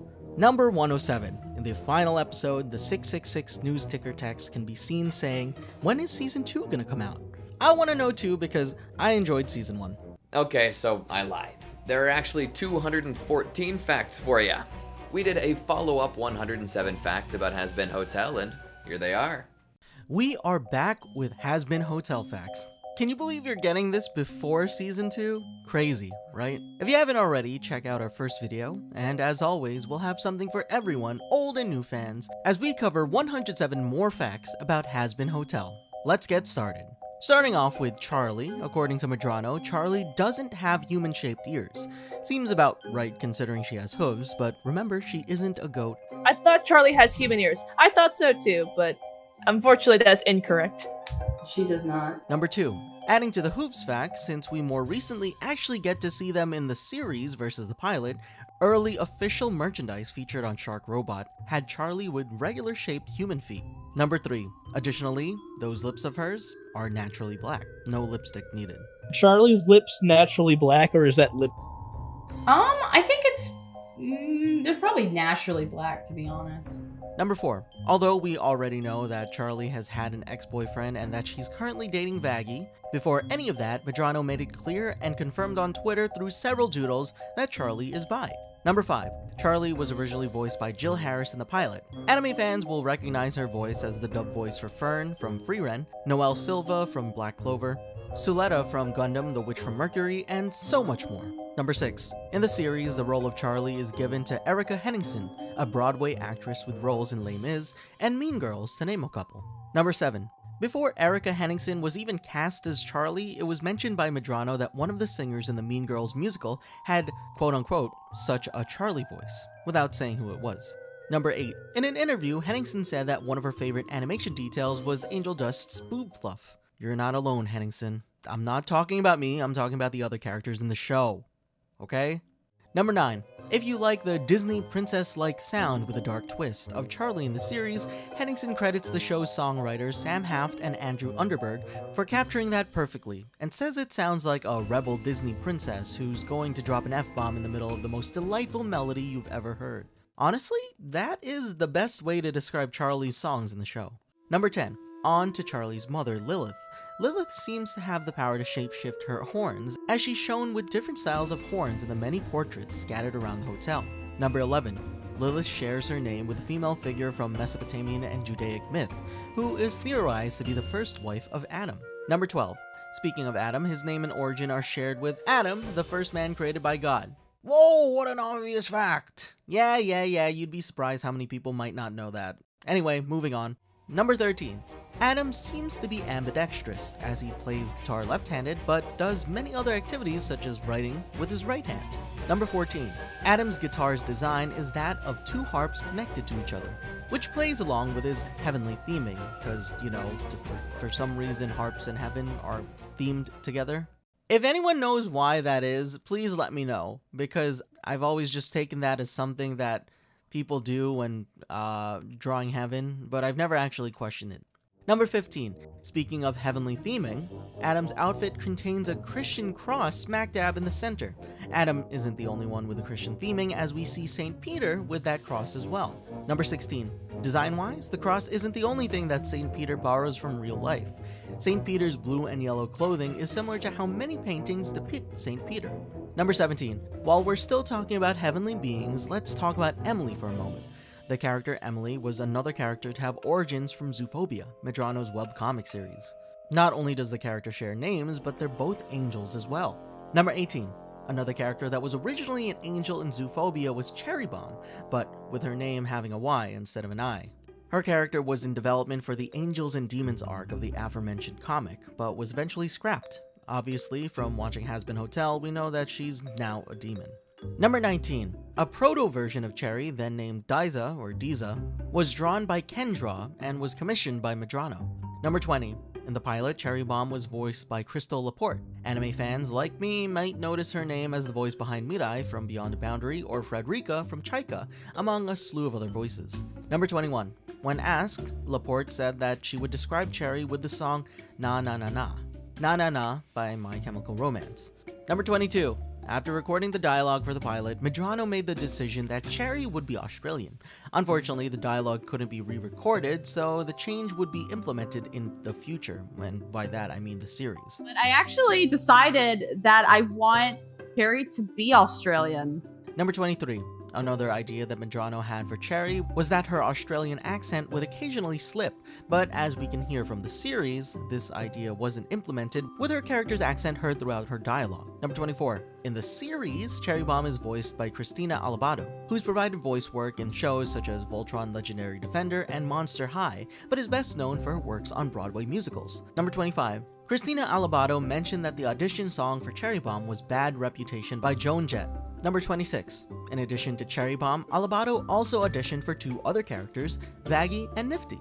Number 27. At one point during development, Vaggie's last name was Martha, and she was moth-themed. Number 28. Vaggie's pilot voice actress was Monica Franco, who happens to also be the voices of several minor characters in Hell of a Boss, and is a production assistant at Spindlehorse. Stephanie Beatrice provides the voice for Vaggie in the series. and Beatrice has voiced Mirabelle from Disney's Encanto and stars as Rosa Diaz in Brooklyn Nine-Nine. Number 30. Early iterations of Vaggie and Angel Dust, dating back to the Zootopia days, portrayed the two as a romantic couple. Medrano didn't continue developing these versions of the characters, as we can see in Hazbin Hotel. Number 31.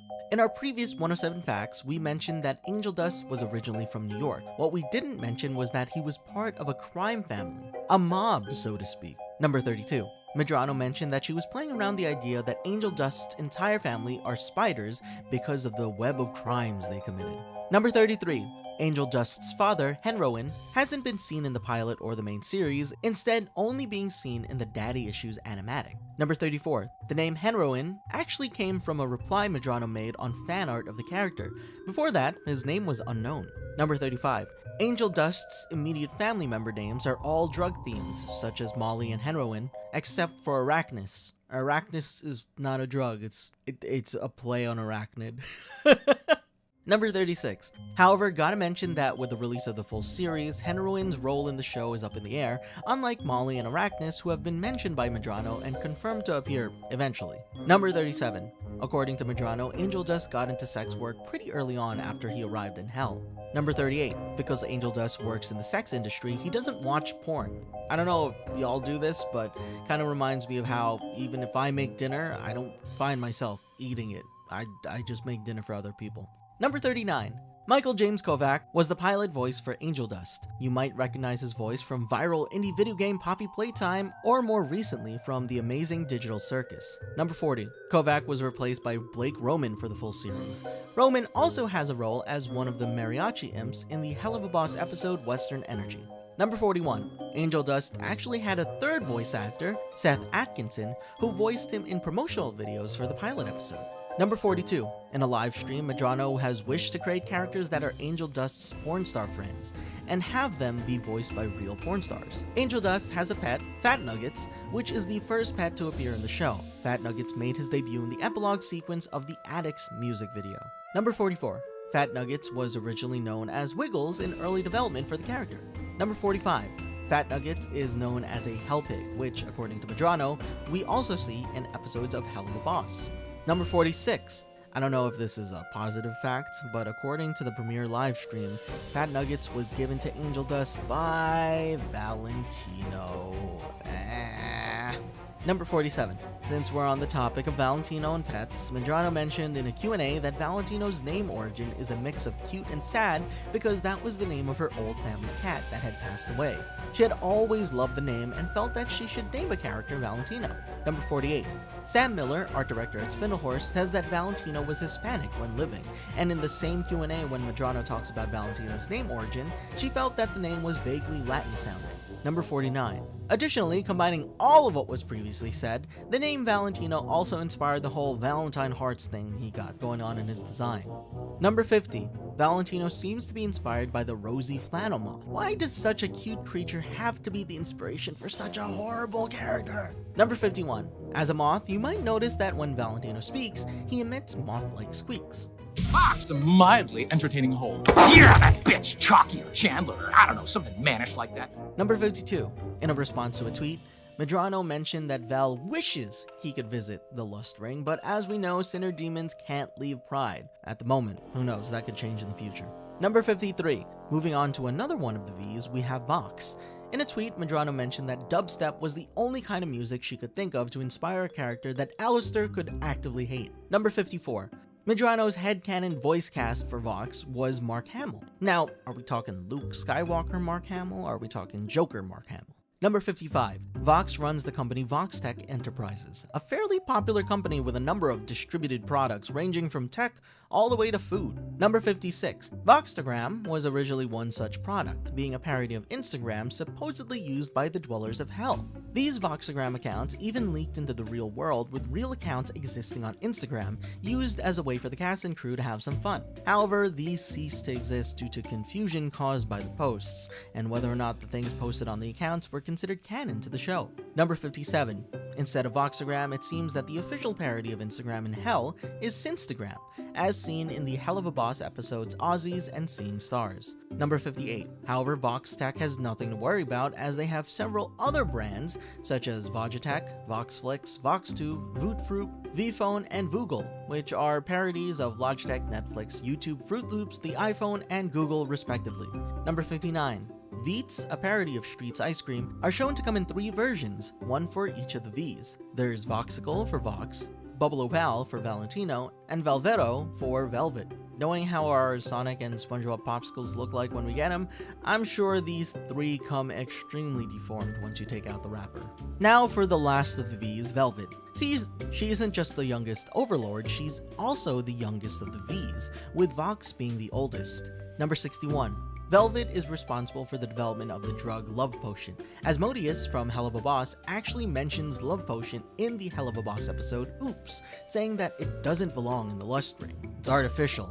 He doesn't believe in that. Number 62. The case on Velvet's phone was designed by art director Sam Miller. It's supposed to be a heart in chat speak, but also represents the 3 V's. Number 63. Additionally, the @ symbols on the corner of her phone case mimics the look of her pigtails. Number 64. Velvet is Sam Miller's favorite character, but it wasn't her favorite until Velvet got her redesign. Number 65. When Velvet is calling Vox, her icon sports a look similar to her pilot design.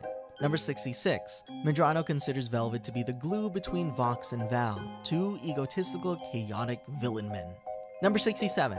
According to Medrano, in an early draft for Hazbin Hotel, Earth was supposed to be filled with superheroes and villains. Serpentius was a holdover from this early draft, which explains why he has such a stereotypically villainous personality. Number 68. Designs for Serpentius, being the classic supervillain that he is, was meant to look more steampunk. Medrano had mentioned that she would adjust his design from the pilot to add more steampunk elements, which we see in the main series with the addition of goggles. Number 69. Serpentius can't have a poker face. This is because his hat is synced with his emotions, and the hat's expression will reveal his true emotions. Number 70. Medrano mentions that early on she was unsure whether or not Serpentius' hat was physically part of his design. Number 71. A final decision was eventually made, as in the pilot, it's seen that Serpentius can wear a baseball cap. He's even seen taking off his hat in the series, specifically in the episode Radio Killed the Video Star. Number 72. For the pilot, there was a scrapped line where Serpentius calls himself an epic dabber. The line was cut, but voice recordings were already done for it. Medrano said that the line was too bad to actually use. Number 73. Serpentius' little minions, the Egg Boys, had another character help Serpentius create them, according to Medrano. Number 74. In the pilot, you can see that each of the Egg Boys have numbers on them, with the highest number being number 920. Number 75. One of the Egg Boys in the pilot doesn't even have a number, instead their identifier is Ouch. Number 76. In the series, however, there seem to be 5 Egg Boys consistently, doing away with the need for numbers as high as 920. In fact, they're not even numbered. I mean, they don't have numbers on them physically. Number 77. As seen in Hazbin Hotel Episode 2, Scrambled Eggs, at least one of the Egg Boys has a name. It's Frank. Oh, look! Frank is up there! We have names? Number 78. In Charlie's contacts, we can see that the other Egg Boys are listed as Egg Boy number 1, Egg Boy number 2, and Egg Boy number 3. What do you think their names are? Number 79. The Egg Boys in the pilot are voiced by Joe Gran, otherwise known as Yukino Joe. You might know him for his Dog of Wisdom animations found online. Number 80. In the series, however, the Egg Boys are voiced by Blake Roman, who you might remember from a previous fact because he also voiced Angel Dust. Number 81. Moving on to everyone's favorite newscaster, Katie Killjoy. If you didn't know already, Katie's pilot voice was Faye Mata, who also voiced Glitz and Glam from Hazbin Hotel's sister series, Hell of a Boss. Number 82. Funny enough, Katie Killjoy's series voice, Brandon Rogers, also plays a Hell of a Boss character, Blitz. Number 83. Katie Killjoy is a newscaster for 666 News, which seems to be the news program seen throughout Pentagram City. Number 84. Katie's co-host Tom Trench was someone who died in his 40s around the time of World War I. Number 85. The gas mask inspiration for Tom Trench's character design might be because he died around World War I, however Medrano mentions that it's just his face. Number 86. 666 News can briefly be seen in the Hell of a Boss pilot, as well as the Hell of a Boss Season 1 episode Cherub. Number 87. While 666 News is prominent in Hazbin Hotel in the Hell of Boss episode Western Energy, it's revealed that there are other news stations in Hell, such as Infernal News. Number 88. The 666 News ticker gives audiences updates on the current situation happening in the show, such as "So the radio guy's back." I don't think you noticed. I didn't at first. I was too busy being a much more interesting and important person. But fuck it, news is slow today, I guess. I'm totally not worried about this guy, and neither should you be. I totally wrecked his shit last time he tried me. Thank. Number 89. Madrano stated that Alistair, being from New Orleans, might know a little French, but not like fluently or anything. Number 90. Madrano considers Alistair as a big theater person, watching every show he could possibly see. When he was alive, of course. Number 91. Alistair was voiced by Edward Bosco in the pilot, who also voiced Joe and Stryker in Season 2 of Hell of a Boss. Number 92. While Bosco voiced Alistair, his singing voice in the pilot was attributed to Gabriel Brown, known as Black Griffin on YouTube. He's known for a bunch of impressions and song covers, so go check him out when you get the chance. Number 93. Similar to Henroin, Husk also made his debut in the Daddy Issues animatic as a member of the audience. Number 94. Madrano states that Husk was from Las Vegas when he was alive. Husk is described by Madrano as being a magician and legitimately likes magic tricks. This, combined with his Las Vegas origins, could have possibly inspired his overall design. Number 96. Husk is multilingual and was partially influenced by his pilot voice actor Mick Lauer's multilingualism. Number 97. In the Hazbin Hotel series, Husk is voiced by the legendary Keith David, who's had voice roles as Dr. Facilier in The Princess and the Frog, the Arbiter in the Halo series, Julius Little in Saints Row, Spawn, the Cat in Coraline, and way more. Number 98. One of the sinner demons we see in the pilot, but have not yet fully seen in the series as of writing the script, is Criminy. You can see Charlie trying to convince her to join the hotel. Number 99. One of Crimony's earlier designs was meant to appear in Madrano's comic Zoophobia. Number 100. During a development stream from 2017, Madrano mentioned that Crimony and Husk will have a sort of father-daughter relationship in which Husk will take responsibility over her. Number 101. Pulling from Parks and Rec, we already know that Charlie is the Leslie Knope type character, but Madrano also compared Crimony and Husk to be similar to April and Ron from Parks and Rec. Number 102. A character we have yet to see, if we ever see her, is Villa. Her and Criminy were featured in an animation exercise that Madrano posted on YouTube, with Villa being the main character and Criminy mainly there for placement. According to Madrano in the description, Villa was a secondary character planned for Hazbin Hotel. Number 103. Another character we haven't seen yet is Rue. First revealed in a doodle by Madrano on October 19, 2019, she mentions that Rue is a character that she's excited to get to, but it'll be a while before we get to see her. Number 104. Madrano describes Rue as a looming threat, just waiting, menacingly. Number 105. One named character that has a non-speaking role in both the pilot and series is Baxter, a sinner demon who is a scientist. According to Madrano, Baxter died by drowning in a similar manner to the Titanic, but not the Titanic, because she doesn't want to attach anything to any tragic real-life events. Number 106. Travis is a character that appears in both Hazbin Hotel and Hell of a Boss, and is the only character to physically do so in both series. And number 107, just like this fact, Nifty is the shortest. That's it. And with that, we've gone through another 107 facts about Hazbin Hotel. For a lot of these facts, they're only facts until Madrano decides to wreck on them with future episodes. So, please be aware. And with that, let's take things back to the very beginning. Before Hazbin Hotel was a series on Amazon Prime, it was a scrappy, independent show called Hell of a Boss, uploaded straight to YouTube. Thanks, Bibsy Pop. Here's 107 facts about it. Hey everyone, we're back to cover another Spindlehorse production. This time, it's the Hazbin Hotel spin-off series, Hell of a Boss. With the rest of Season 2's episodes coming very soon, we felt it appropriate to cover the other Helliverse show. With facts going over the characters, episodes development, and some real-life inspirations, we'll have something for fans old and new as we cover 107 facts about Hell of a Boss. Number 1. Hell of a Boss was created by Vivian Madrano, known as Vivsy Pop. After the success of Hazbin Hotel, a new pilot for a spin-off of Hazbin Hotel, Hell of a Boss, came out a year later on November 25th, 2019. To this day, the pilot has over 63 million views. Also, I wanted to make a correction here since I totally misspoke in the 107 facts about Hazbin Hotel. I definitely said month instead of year, with, Hazbin coming out in 2018. Animation ain't that fast. It took a year. Number 2, as of November 17, 2023, in a tweet by Medrano, the Hell of a Boss pilot is not canon due to the events that happened in the pilot itself, such as bringing a literal kid back into hell. Number 3, unlike its counterpart Hazbin Hotel, the pilot for Hell of a Boss doesn't have a title, and it's simply referred to as the pilot. Number 4, Hell of a Boss is animated solely by Medrano's animation production company, Spindle Horse Toons. Number 5, Hell of a Boss's main series started airing on October 31st, 2020. The series is released at inconsistent intervals, with some episodes being released with months in between. Animation takes time after all, and honestly, at least we're getting the episodes as soon as they're finished? Question mark? Number 6, unlike Hazbin Hotel, we explore more of the rings of hell in detail since we're not locked in a ring focused on sinner demons. As you may or may not know, hell is divided into several rings: pride, wrath, gluttony, greed, lust, envy, and sloth.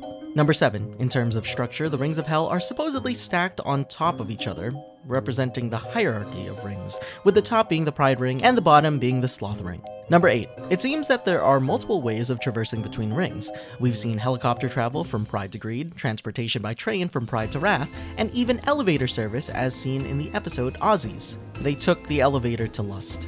Number 9, the elevator is voiced by Jinx Monsoon, who also has other roles sprinkled throughout the series. Number 10, as seen on the elevator schedule, as well as the Maps app icon on Blitz's phone, each ring of hell is represented by a certain color. Pride is red, wrath is orange, gluttony is yellow, greed is green, lust is blue, envy is purple, and sloth is pink. If you haven't noticed already, it's a rainbow. And yeah, I know pink isn't on the rainbow, like the rainbow we know, Roy G. Biv, but it's basically the rainbow. Number 11, each ring is ruled by one of the 7 deadly sins, a class of demons ranked below the royal family in Hell's hierarchy. Number 12, each of the 7 deadly sins are based on a circus act, and they all form a collective troupe under Lucifer. Number 13, starting off at the Pride Ring, outside of Pentagram City and the Hazbin Hotel, this ring houses some of the main locations found in Hell of a Boss, such as Imp City, which contains IMP headquarters, and Moxie and Millie's and Blitzo's apartments, Stolas' mansion, and so much more. Number 14, the Pride Ring is the only ring that we see in both Hazbin Hotel and Hell of a Boss. Number 15, the ruler of the Pride Ring, and honestly all of Hell, is Lucifer Morningstar. While not outright stated, it can be assumed that his role in the circus act is that of a ringleader, since, he's the top dog in Hell. Number 16, the Pride Ring is the home of the Immediate Murder Professionals, IMP for short, located on the 7th floor of a building within Imp City. IMP is fitting as being the initials of the business, since it's the species of Blitz, Moxie, and Millie. Number 17. Interesting enough, in a billboard scene in the episode Aussies, it states that Imp City is located in the 2nd circle.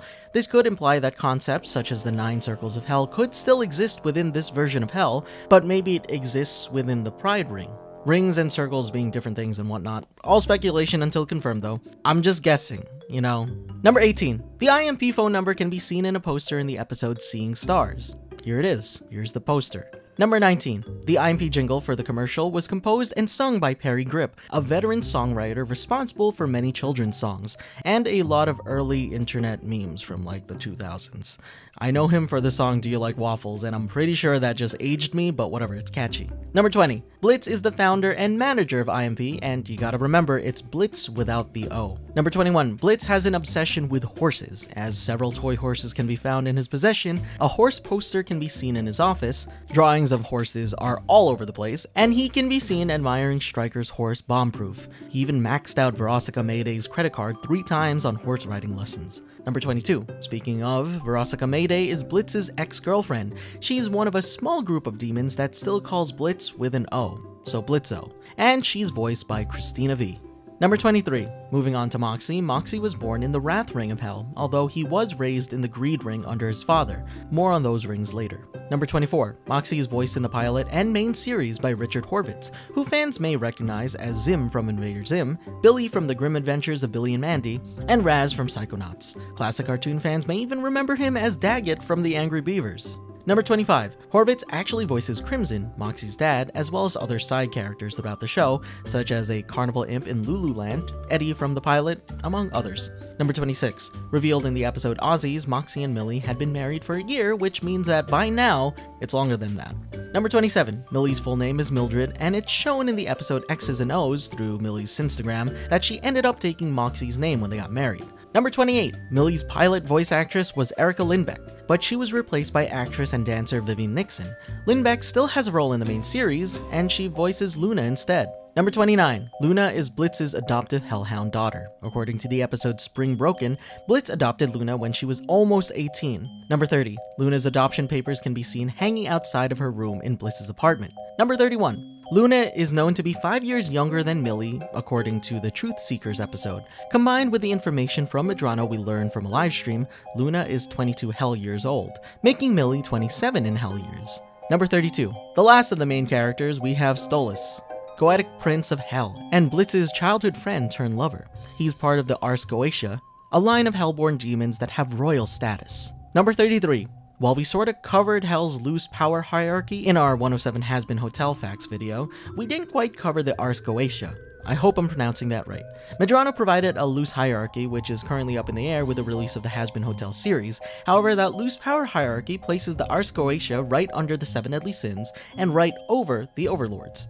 Number 34. The Ars Goetia consists of 72 demons in the text that inspired this Goetic family. In Hell of a Boss, we've only seen a few of these demons represented: Stolas, obviously, Andrielphus, Paimon, and Asmodeus, who is also one of the 7 deadly sins. Number 35. Vasago, I don't know how it's pronounced, who we've only seen in teasers but will most definitely appear in the latter half of Season 2, was originally an overlord in the Hazbin Hotel pilot episode. Medrano considers him a very good boy. Number 36. In Goetic texts, Stolas is an owl, and it seems the bird-like qualities of the demon carry on to his interpretations in Hell of a Boss. Number 37. Stella and Octavia are part of the Goetic royalty, being Stolas' family and all, but they aren't named demons in the Goetic texts. Whether or not they actually represent any of the demons in the texts is still up in the air as of writing this video. Number 38. Before Hell of a Boss became a series, Medrano actually replied to a tweet saying that Stolas was 100% going to appear in Hazbin Hotel. Since both series take place in the same universe, this can still happen. However, we can assume that she was originally going to do it before conceiving of Hell of a Boss. Number 39. Finally going down one ring, we have the Wrath Ring. This location bears a western/country-like aesthetic, with volcanoes, old mine shafts, railroad tracks, and wild beasts. The sky seems to have an orange tint during the day, matching the color it represents.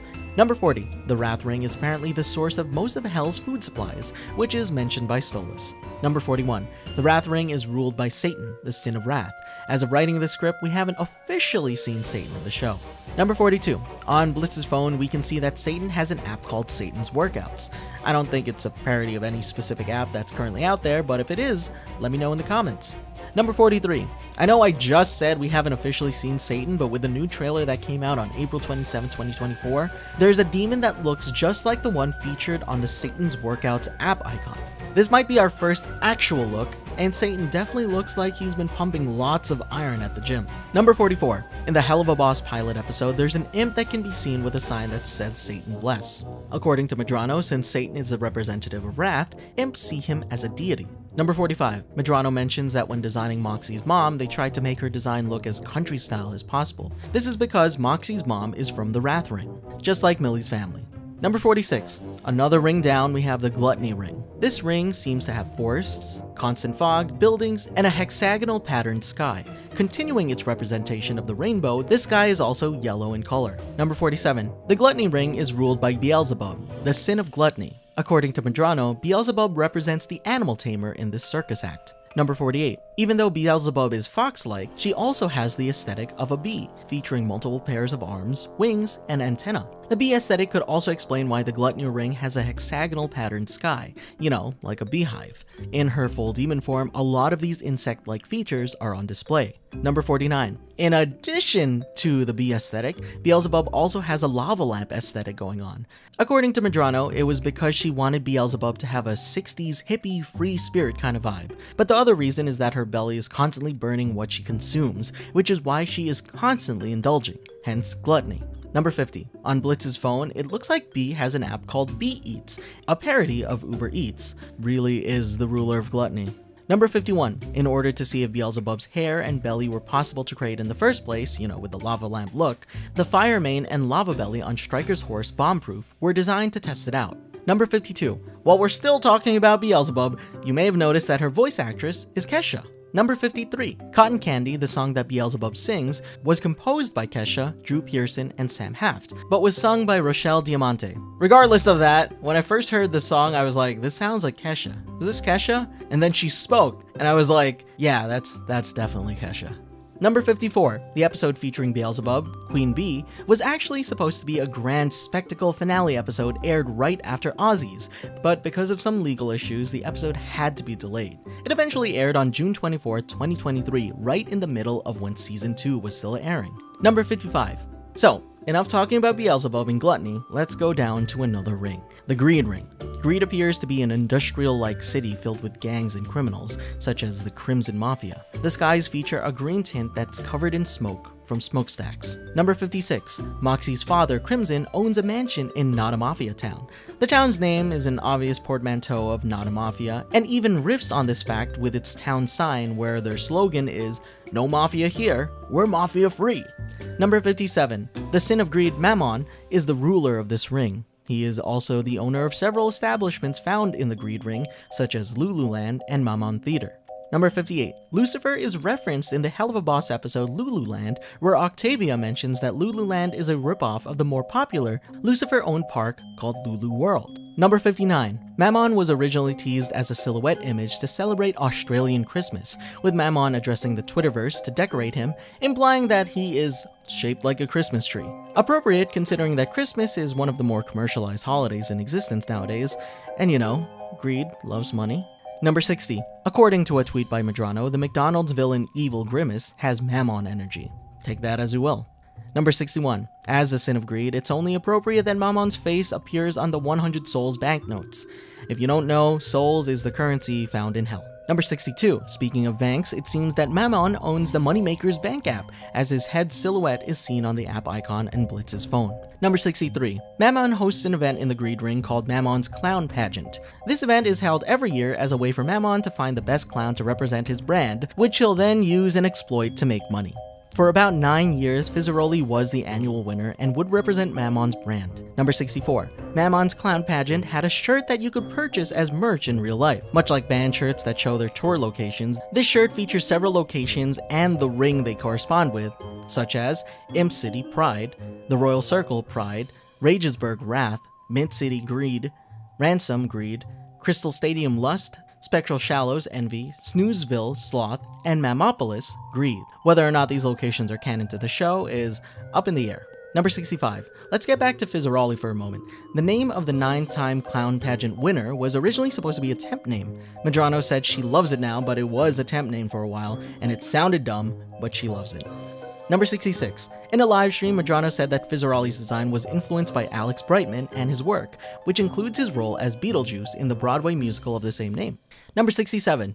In an Artist Spotlight live stream, Medrano revealed that Fizzaroli has the most outfits in the show, upwards of 800, with most of them not being revealed yet. Number 68. Fizzaroli's robot counterpart, RoboFizz, was created as a way for Mammon to exploit Fizzaroli's likeness for products. Even though RoboFizz is seen as an entertainer at Lululand, that's just one of many things that RoboFizzes can do. They are advertised as coming in a variety of different colors alongside a BDSM feature, being ribbed for your pleasure, and so much more. Number 69.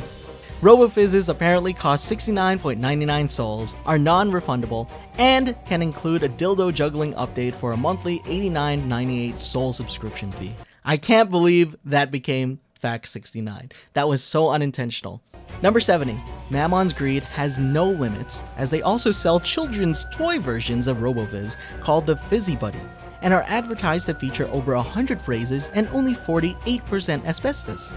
Number 71. If you haven't been constantly rewatching the Hazbin Hotel pilot, this may not have been apparent, but in RoboFizz's performance, he mimics Charlie's line, "I have a dream I'm here to tell," from her song, "Inside Every Demon is a Rainbow." Number 72. The Overlord demon, Valentino, seems to have his own customized RoboFizz named Kitty, as seen in the Hazbin Hotel episode, Radio Killed the Video Star. Number 73. RoboFizzes are shipped from Asmodeus' factory. Yes, the same Asmodeus that Fizzaroli's dating, and the Sin of Lust. Number 74. This brings us to the Lust Ring, a neon-lit city with a blue-colored sky and several sexual motifs. Notable locations in the Lust Ring include Asmodeus' tower, factory, and Ozzy's, also known as the House of Asmodeus. Number 75. Asmodeus, being the sin of lust, owns the app Lustinder, a parody of the IRL dating app Tinder. But I'm assuming that Lustinder is leagues more sexual than the app it's parodying. Number 76. The early designs of Asmodeus himself lean towards the idea of 3 skulls that would rotate, each taking turns being the main head. This takes inspiration from Asmodeus on Goetic texts, as that demon also has 3 heads. Number 77. These early designs would soon shift to focusing more on the bird/rooster-like aspects seen in the final version, such as bird legs, feathers, and tails. An early version of Asmodeus' face done by Medrano looked even more bird-like than the final version, with Asmodeus' face looking a bit like Stolas's.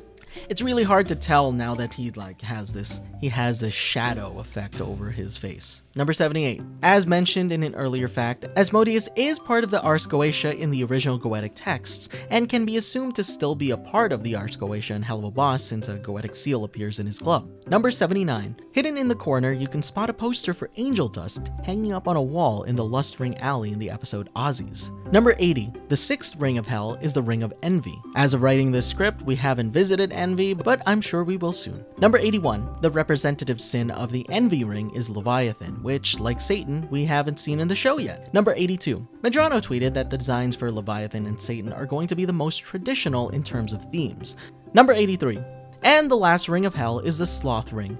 From what we've seen so far, the Sloth Ring consists of a large city filled with hospitals and clinics and a pink sky. Number 84. The hospital in the Sloth Ring featured in the show is called St. Anne's Hospital, which seems to be a play on the name Satan. Number 85. The representative sin of Sloth is Belphegor. She was once mentioned by Beelzebub, who calls her Bel in Queen Bee, but again, as of writing the script, like Satan and Leviathan, we haven't seen her officially in the show. Number 86. Moving on to some general facts. Mrs. Mayberry from Murder Family is the first known instance of a character that's seen in both living human form and their sinner demon form, after their death obviously, officially in the show. Number 87. The cashier seen in Murder Family is actually voiced by Vivian Medrano herself. Medrano revealed that, because she voiced the cashier, the crew would sometimes refer to her as the cashier from Hell of a Boss. Number 88. If you paid close attention to the cars parked in the school parking lot in Murder Family, you'll notice that they have the license plates P before you go and penis. Good job. Number 89. In the episode Spring Broken, the poster of the Amazing Imp siblings featuring Tilla, Blitz, and Barbie Wire was changed to the Amazing Imp twins, with Tilla being removed. Number 90. Stryker, who made his official debut in the episode The Harvest Moon Festival, was inspired by the villainous cowboy look. Some design inspirations were Rattlesnake Jake from Rango, Snidely Whiplash from the Rocky and Bullwinkle show, and Angel Eyes from The Good, the Bad, and the Ugly. Number 91. Early iterations of Stryker looked a lot sillier, looking like Moxie but with a tinge of villainy. The designs would later evolve into the reptilian-like shape we see in the final designs. Oh, and Stryker was also yellow at some point. Number 92. Stryker was originally voiced by Norman Reedus, who is probably most famous for his role as Daryl Dixon in The Walking Dead, among other roles. Number 93. Starting from the episode Western Energy, Edward Bosco replaces Norman Reedus as Stryker. You may recognize his name as he was also the pilot voice for Alistair in Hazbin Hotel. Number 94. Also in the Harvest Moon Festival, a sniper rifle is referred to as Carmine Crafted, which could be a reference to the weapons-dealing demon overlord Carmilla Carmine from Hazbin Hotel. Number 95. In the episode Truth Seekers, the 3D action sequence was actually outsourced to the animation studio Chaos Emporium Inc.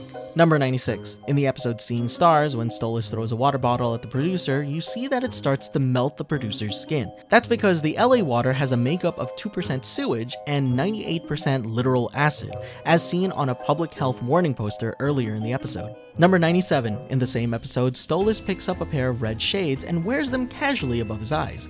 This makes his human form look a lot closer to his demon form, with the shades acting as the second pair of eyes he has in his demon form. Number 98. When Blitz steals Chaz's car in the episode X's and O's, we get treated to some of the radio stations that air in Hell. Some fun ones are Mammon Channel, Station 69, nice, Lusty Tunes, Station 66.6, Station 80.085, which, if you've played with any calculator before, spells boobs, and lastly, Wrath's #1 f***up hits. Number 99. Immediately after stealing Chaz's car, Blitz tells Millie that they're gonna do a Shrek.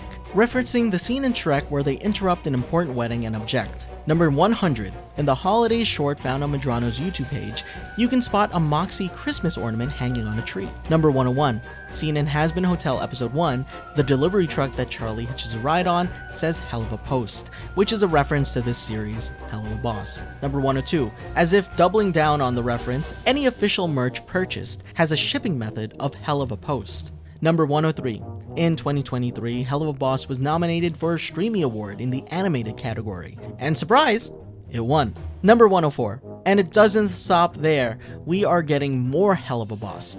Cause on April 26, 2024, during Level Up Expo in Las Vegas, it was announced that Hell of a Boss would be getting a spin-off called Hell of a Shorts, with the first short in the series being released that very same day. Number 105. In the short Hell's Bells, Bathory's day spa is named after the real-life Elizabeth Bathory, who was a serial killer that murdered hundreds of young women. It's claimed that she believed that bathing in the blood of virgins would keep her looking young, and she got executed for that. Number 106. The two video games that Millie and Sally Mae play at the arcade, Grand Theft Auto and Chainsaw Mama, are parodying the Grand Theft Auto and Cooking Mama series, respectively. Number 107. The three playbills seen in the background in Moxie and Millie's living room are a reference to Cats, Phantom of the Opera, and Hello Dolly. And because I had an extra fact, here's fact 108. In the new Season 2 episodes, Fizzarolli can be seen wearing the outfit that Medrano drew and shared on Twitter way back in 2022. And with that, we have 107 facts about Hell of a Boss. This video barely scratched the surface of the facts that we could be telling, so let us know in the comments what facts we missed. And there you have it. All sorts of facts about Hazbin Hotel and even a Season 1 recap. So what did you think about the video? Did you learn anything new about Hell and its many inhabitants? Sing along to any familiar tunes? Who's your favorite character? Make sure you let us know in the comments and subscribe for more like this. Thanks for watching, and remember, Frederator loves you.